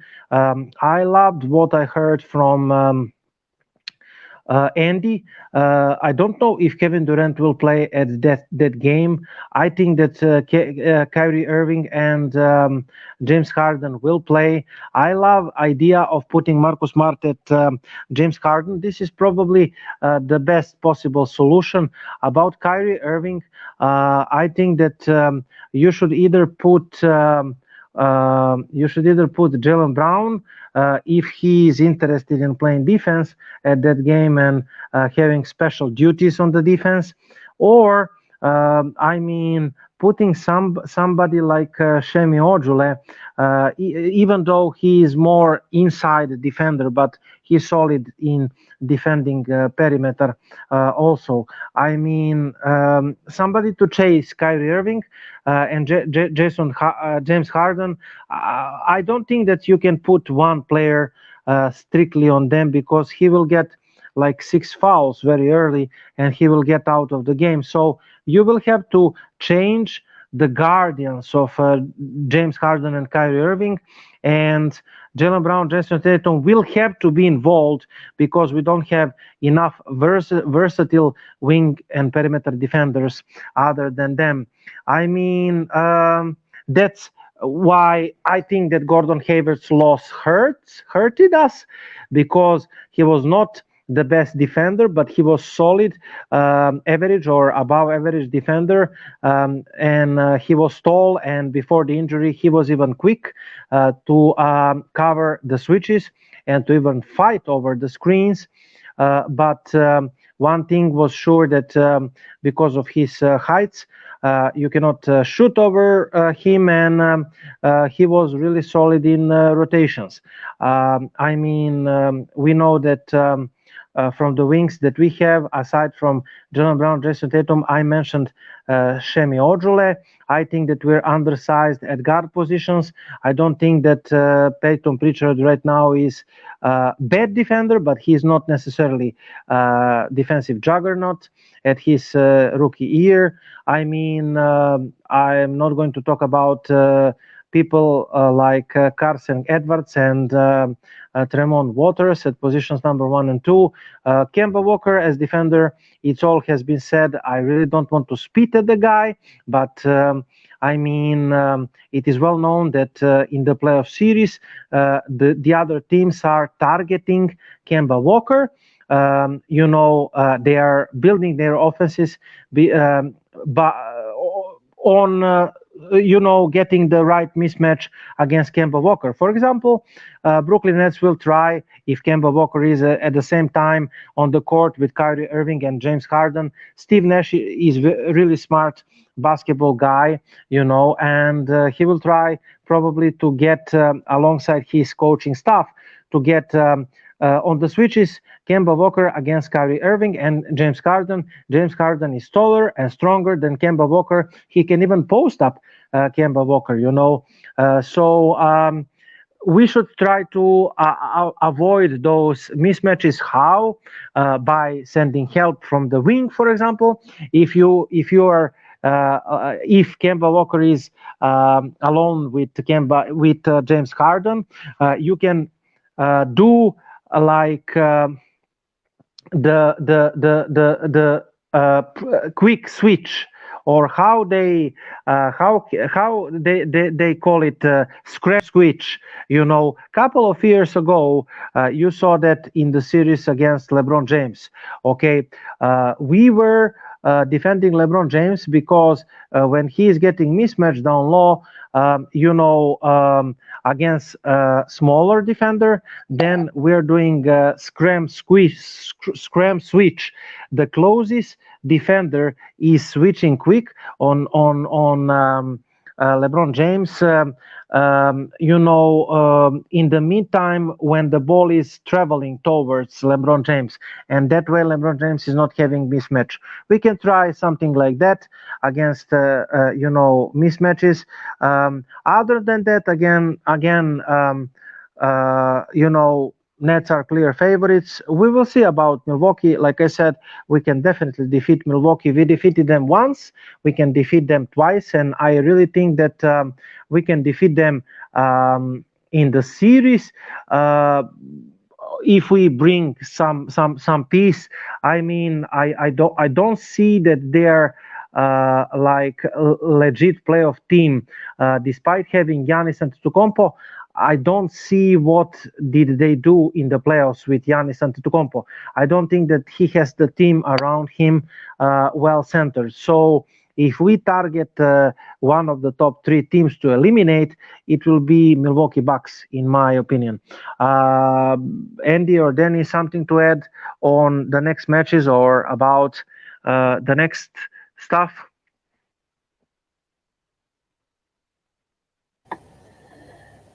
Well, like I said, the matchups over the next 2 weeks between Brooklyn and Milwaukee, I think, are going to be the top matches to really look at.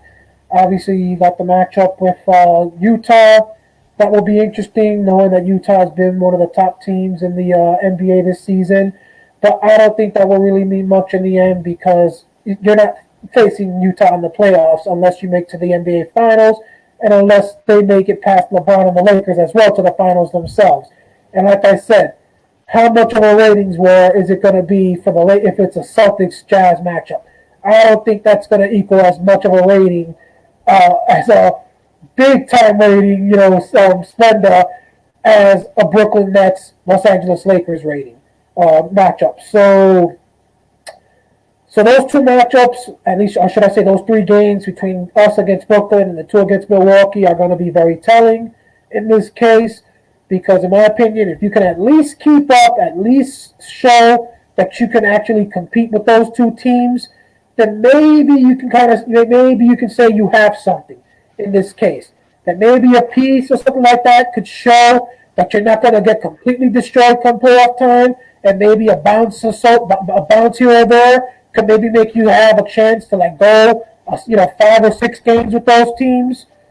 But if you show up and you get completely destroyed in those matchups, then I would say it's time to be a seller at the trade deadline. Wave your flag, see if you can get anything good for the pieces you don't think are going to be there next year with you or are going to be part of your future plans, and wave the white flag and give up on the season. As simple as that. Okay. Andy? Yeah, I mean, I'm not convinced that we need to sell a whole lot. I mean, I think the biggest issue we have is Walker's contract. But, I mean, realistically, we're not going to be able to sell that, or it would be very difficult to sell it. I think if we get blown out by Brooklyn, then to me, it doesn't change really what I think about the team. I think that we should still be focused on that 2 to 3 year timeline.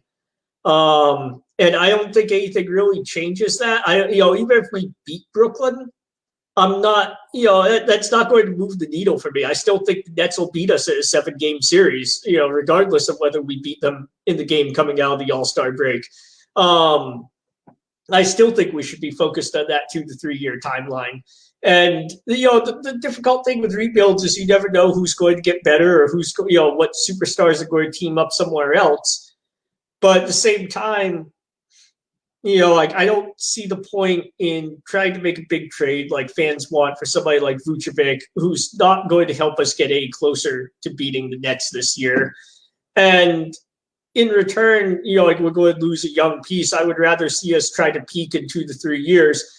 We know Tatum and Brown are going to improve. We just need to find other players that are going to be playing at a high level when they hit their peak. And that's really what the goal should be. Instead of trying to force ourselves into looking like a contender or looking like we're going to play for the finals this year. I just don't think that's realistic. And, I could see if we beat Brooklyn, I know fans are going to be, beating their chests and declaring that we're going to beat the Lakers in the finals. And, to me, whether or not we beat Brooklyn, it doesn't really change how I view a 7-game series going. A 7-game series in the playoffs. We just don't have the talent level to play a 7-game series and beat Brooklyn, barring some sort of collapse. Like if Kyrie collapses the way he did against the Bucks, then hey, maybe we have a chance. Or if somebody's out injured or due to COVID, then maybe we have a chance. But I just realistically, you can't count on things like that happening, and you can't plan on things like that happening. So I think looking at how we play the Bucks, I mean, it'll be fun games to watch, but I'm not really sold on, those aren't really going to move the needle for me either. Like Milwaukee doesn't play well against us. And, all these analysts in the media say, everybody underrates the Bucks and underrates Giannis and all that. And I'm saying that well, we're not really underrating him because he hasn't really shown us anything in the playoffs. Like, yeah, he's a great player. He's a dominant player. But he has yet to show us that he's had how many chances to do it. He hasn't shown us that he can be the guy like LeBron. And, you can hate LeBron as much as you want. But the fact is that LeBron has shown that he can lift his team up, make his teammates better, and take them to that next level. We haven't seen that from Giannis and however many chances he's had to show it. What I'm really looking for with the Celtics team in the Nets game, the Bucks game, I'm looking for how they play. And if they do lose to the Nets, I'm looking to see how they bounce back from that loss. Because what we've seen in the past is when they're playing subpar competition, they play decently, they play well enough to win, and they can kind of sustain that against subpar teams. And then they get smacked by a good team, And after that, we go back into this slide where everybody wants to play iso ball and play for themselves. So that's kind of what I'm looking for, because I'm not, I think that if I was I am a betting man, so I'm going to say that I would bet on the Nets to beat us coming out of the All-Star break. And if that happens, what I'm looking for in the Bucks game is, how does our team respond? Do we go back into that selfish iso ball, or do we keep trusting the ball movement system and playing for each other? That's going to tell me more about this team. And if we keep going into these slides after we lose to a good team, then, I'm already pretty well on the bandwagon of change out the head coach, but I will be driving that bandwagon because because I think that's a coaching issue. It's an issue that we've seen over 3 different years now. And I think that's kind of where I'm at. So I'm really looking more at the effort and the discipline on the team, regardless of the outcome. And in fact, in some ways, I want to see how they do respond to a loss.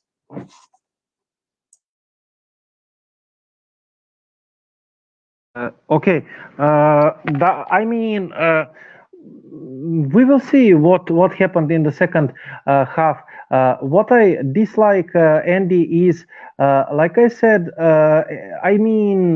We here at the Celtics Talk Radio, you also, we know how to analyze the games because we're doing that for years, and to have large sample size and to be able to determine how the team will be.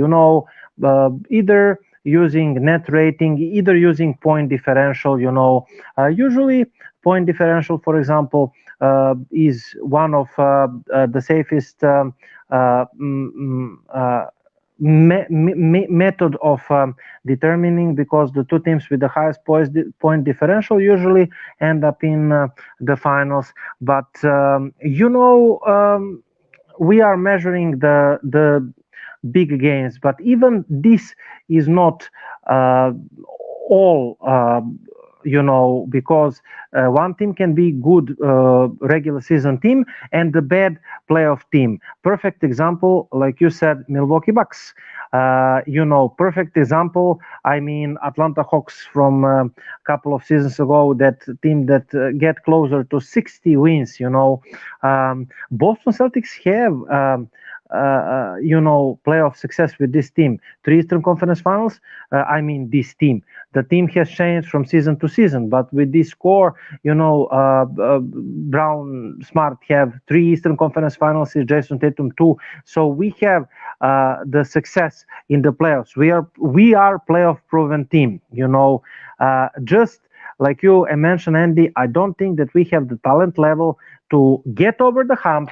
And I know that we sound like haters to our dear Celtics fans, and we apologize for that. But we are not here to talk fairy tales. Obvious that talent level of Brooklyn Nets is the highest at the NBA. And in the NBA, unlike all the other sports, the favorites usually win because the NBA wants them to win and because they have the highest talent level.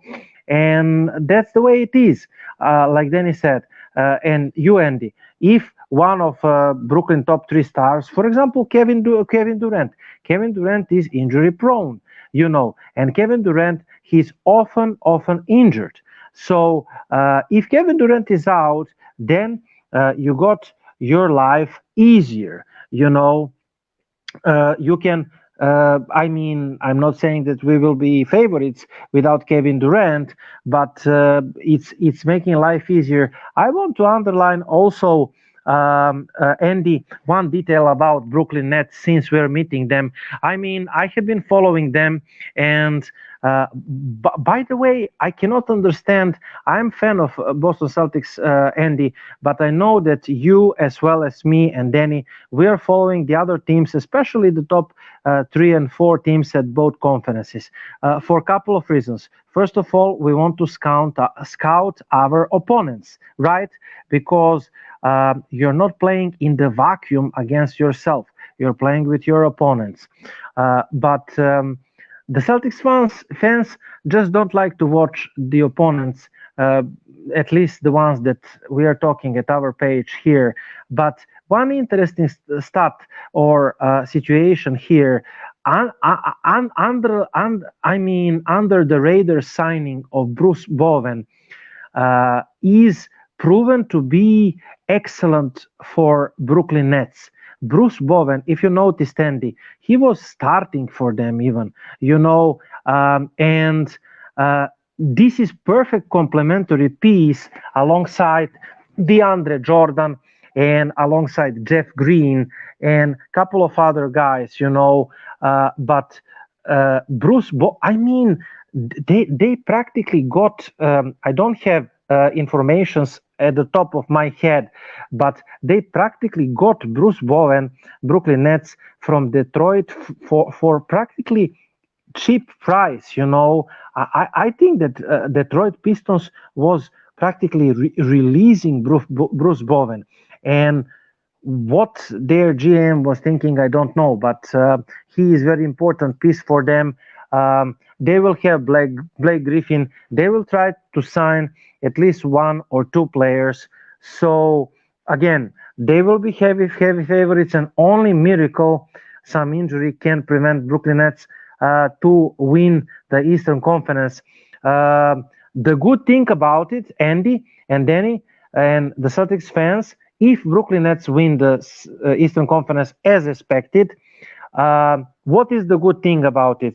The Lakers may not have Anthony Davis, and they could lose at the Western Conference, and maybe, just maybe, without Anthony Davis 100%, a rejuvenated Brooklyn Nets can defeat the Lakers in the finals, and that way can save,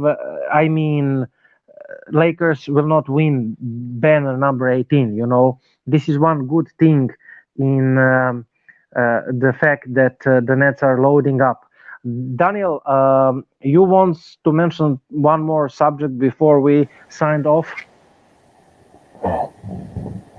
Hold on a second, microphone fell.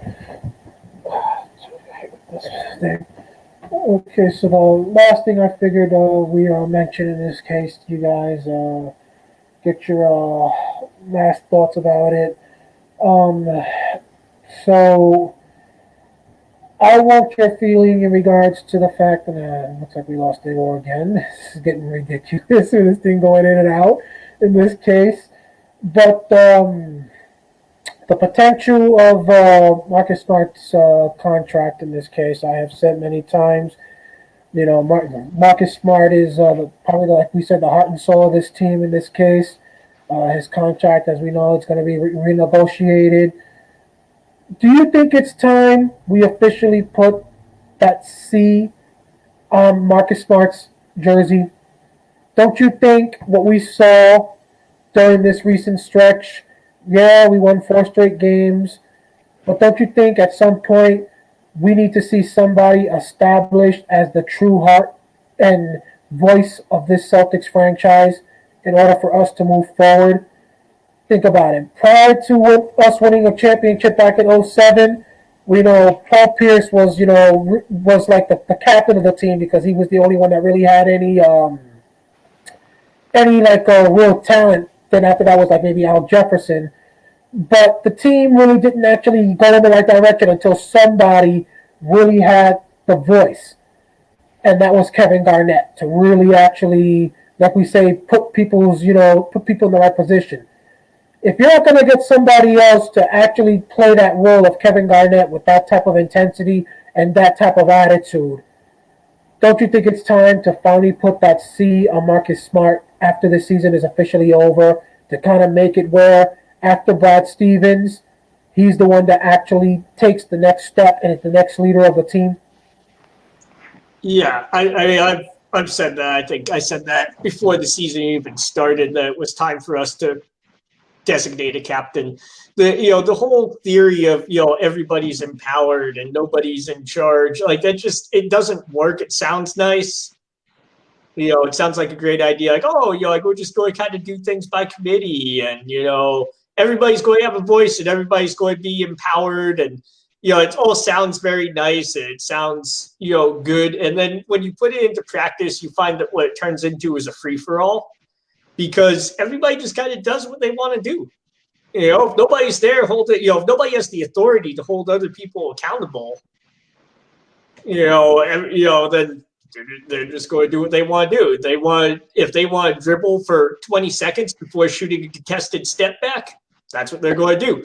So I think Smart's the one. He's been there for a long time. He's really provided a lot of the motivation for the team, and he's the one person on that team I think who's not afraid to go to anybody in that locker room. Whether it's Tatum, Brown, Naismith, Langford, or anybody else, he's not afraid to go to them and say, "Hey, you need to pull your head out of your ear and do your job."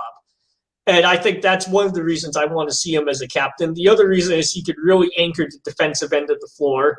And he's good at controlling the flow of the offense. When he's on the court, he tends to control ball flow and ball movement pretty well.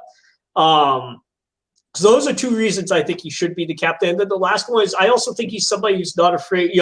He's familiar with Stevens, but he's not afraid to go to him with player issues. But at the same time, I think that Smart does respect Stevens as a coach, or he respects Stevens' position as the coach, which makes him it's another good reason to put him as the captain.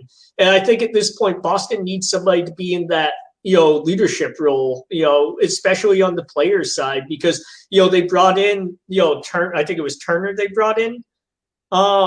And then they brought in the lady, I can't remember her name now, and both of them were supposed to help with player-coach communication, and I haven't seen any real improvement. So, I don't know exactly what they're doing, but you have two people there who are supposed to be doing it. It still looks like it's pretty disjointed sometimes. So, I think appointing somebody who's a team captain that's been there for a while and does have, Smart has respect from his teammates. So I think that could go a long ways to helping to steady things a little bit in Boston.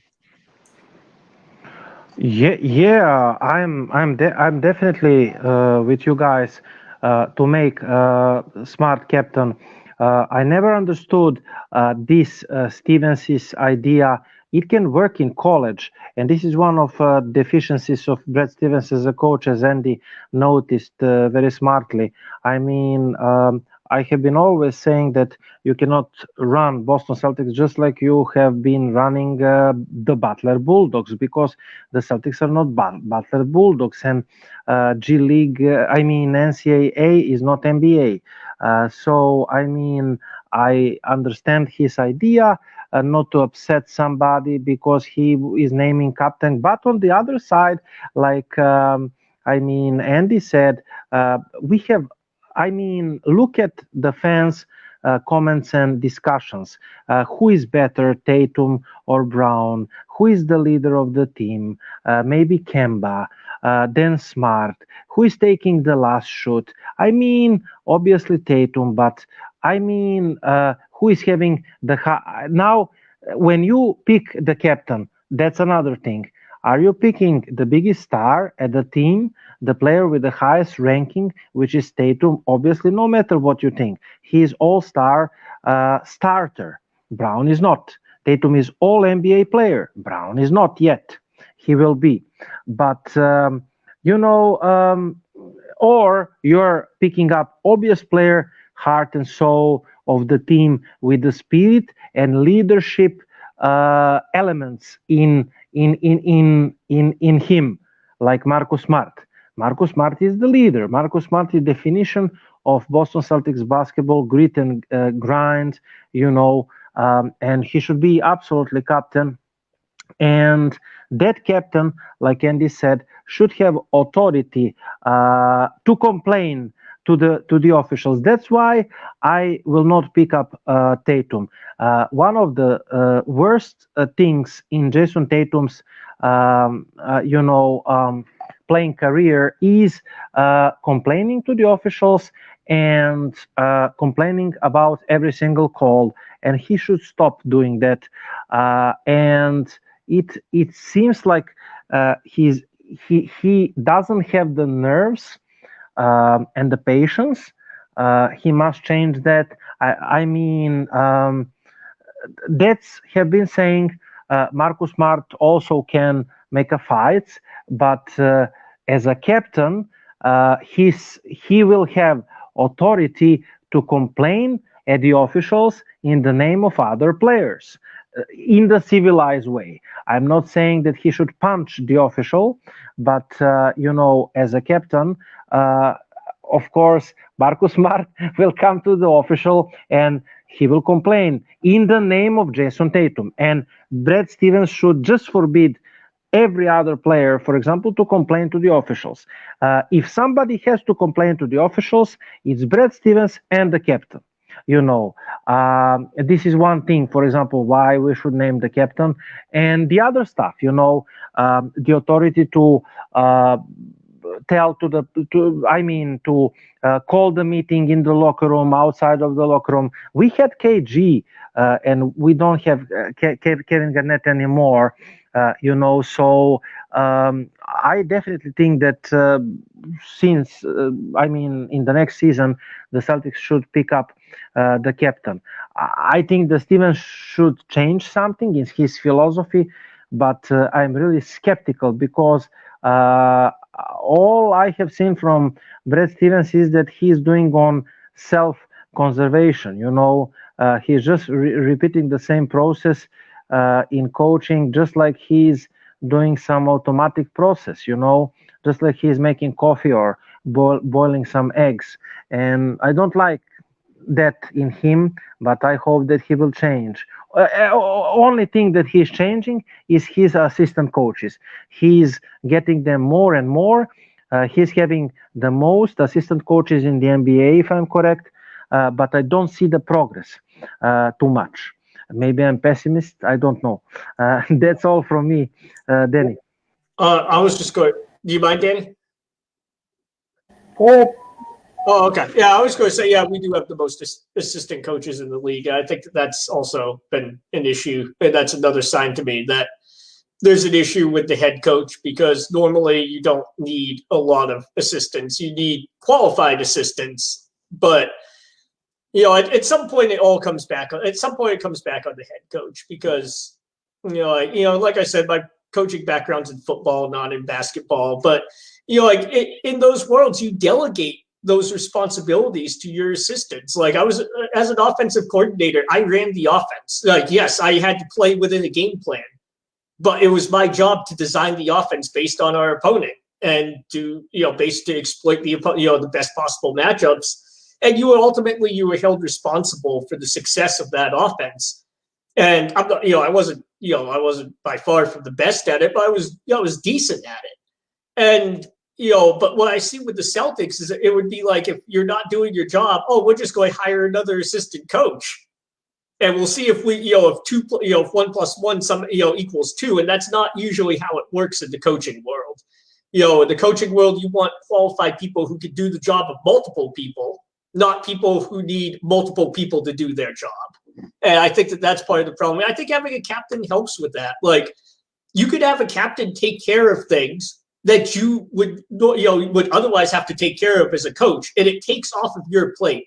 And that's how I use my captains when I coach. Like, some of the basic stuff, I would have them go and teach, because I know that they can do it. They're experienced. They can do it. The motivation stuff, like getting the guys fired up, I relied on my captains for that. I did, I could do good pregame and halftime speeches, but a lot of that went down to my captain. Hey, we need to get some energy, man. Hey, you need to fire up your teammates. Hey, it's better coming from the player, because he's down there, in football, he's down in the trenches with them. And so that's where I feel like having a captain would really help, is having somebody who's out there on the court with these guys, firing them up, and not having, I just think that that's something that we really lack. And having that person who's in charge, who's going, who's telling you, who's firing you up, holding you accountable, I think that would be a big difference for Boston. Absolutely. To kind of end it, we'll kind of get a little bit of a laugh. You want to say he's boiling eggs and things like that, Igor? I guess we might as well change the Celtics bench to put a nice sign above it that says Bigford's breakfast anytime in this case, because obviously that's what they will be doing if that's the case. But again, we know, ladies and gentlemen, as we sign off here, Again, Celtics will be back in action on the 11th, just 5 days from today in this case, against the Brooklyn Nets. We now have 36 games left to go before the playoffs. Commissioner Silver admitted that he is not intending to do no bubble in the playoffs. So he is expecting the teams to play in their actual arenas when it comes to the NBA playoffs with the fans. Of course, that's going to be quite a disadvantage for some teams, an advantage for others, depending on what state you're in and depending on what your state is planning to do when it comes to how many fans they're going to allow into the arenas. I know here in Boston, it'll be 25%, as far as I'm aware, that'll be allowed in the TD Garden, while other states might allow the full arena to be allowed, or at 50% or 75%. So, who knows what that might mean in this situation. But so again, we've got about 10 weeks, you guys, before the NBA playoffs begin, 2.5 weeks before the trade deadline. We will be back with you next Saturday, 6 p.m. Eastern Time on the radio show. In terms of the next video chat, you guys, we will be going live with you on the 25th, Thursday the 25th, 3 p.m. Eastern Time for our NBA trade deadline special. As of right now, the expectation, as far as I know, would be that Andy and Kevin will possibly be with me for that. In this case, Igor, I'm not sure, depending on his work schedule. Whether or not he'll join us. But the expectation, I guess, will be me, Kevin, and Andy. We are hoping to basically break down whatever trades get made to see if Danny Ainge does a damn thing or not at this point. And, of course, we will break down any moves made by the other teams and determine where the power rankings stand at that point in this case and decide, I guess we can determine, Andy, at that point, did we officially wave the white flag, or did Danny give the green flag for us to truly go all in and try to win something this season? But obviously, I want to apologize to any of you guys that might have seen me on the cell phone during the last half hour in this case. Kind of the only one in my house right now here in Massachusetts. The rest of the family's in Connecticut or New York City. And my mother called saying that my grandmother, who they were celebrating her 92nd birthday out there in Brooklyn, New York. We're talking about Brooklyn. I'm born in Brooklyn. They just happened to be in Brooklyn, and they had to rush my grandmother to a hospital via ambulance. So the birthday celebration kind of got ruined in this case. She's having trouble breathing and water retaining in her lungs. So keep my grandmother in prayer, you guys, and I'm having now to wait to find out what's the latest. But again, we'll be back with you all next Sunday night, 6 p.m. Eastern Time on the radio show. You guys, any closing thoughts? No, nothing. Just hope everything turns out okay with your family and everything, Daniel. Outside of that, I'm looking forward to the Celtics coming back. Hopefully we make the right moves to set ourselves up for success in the years to come.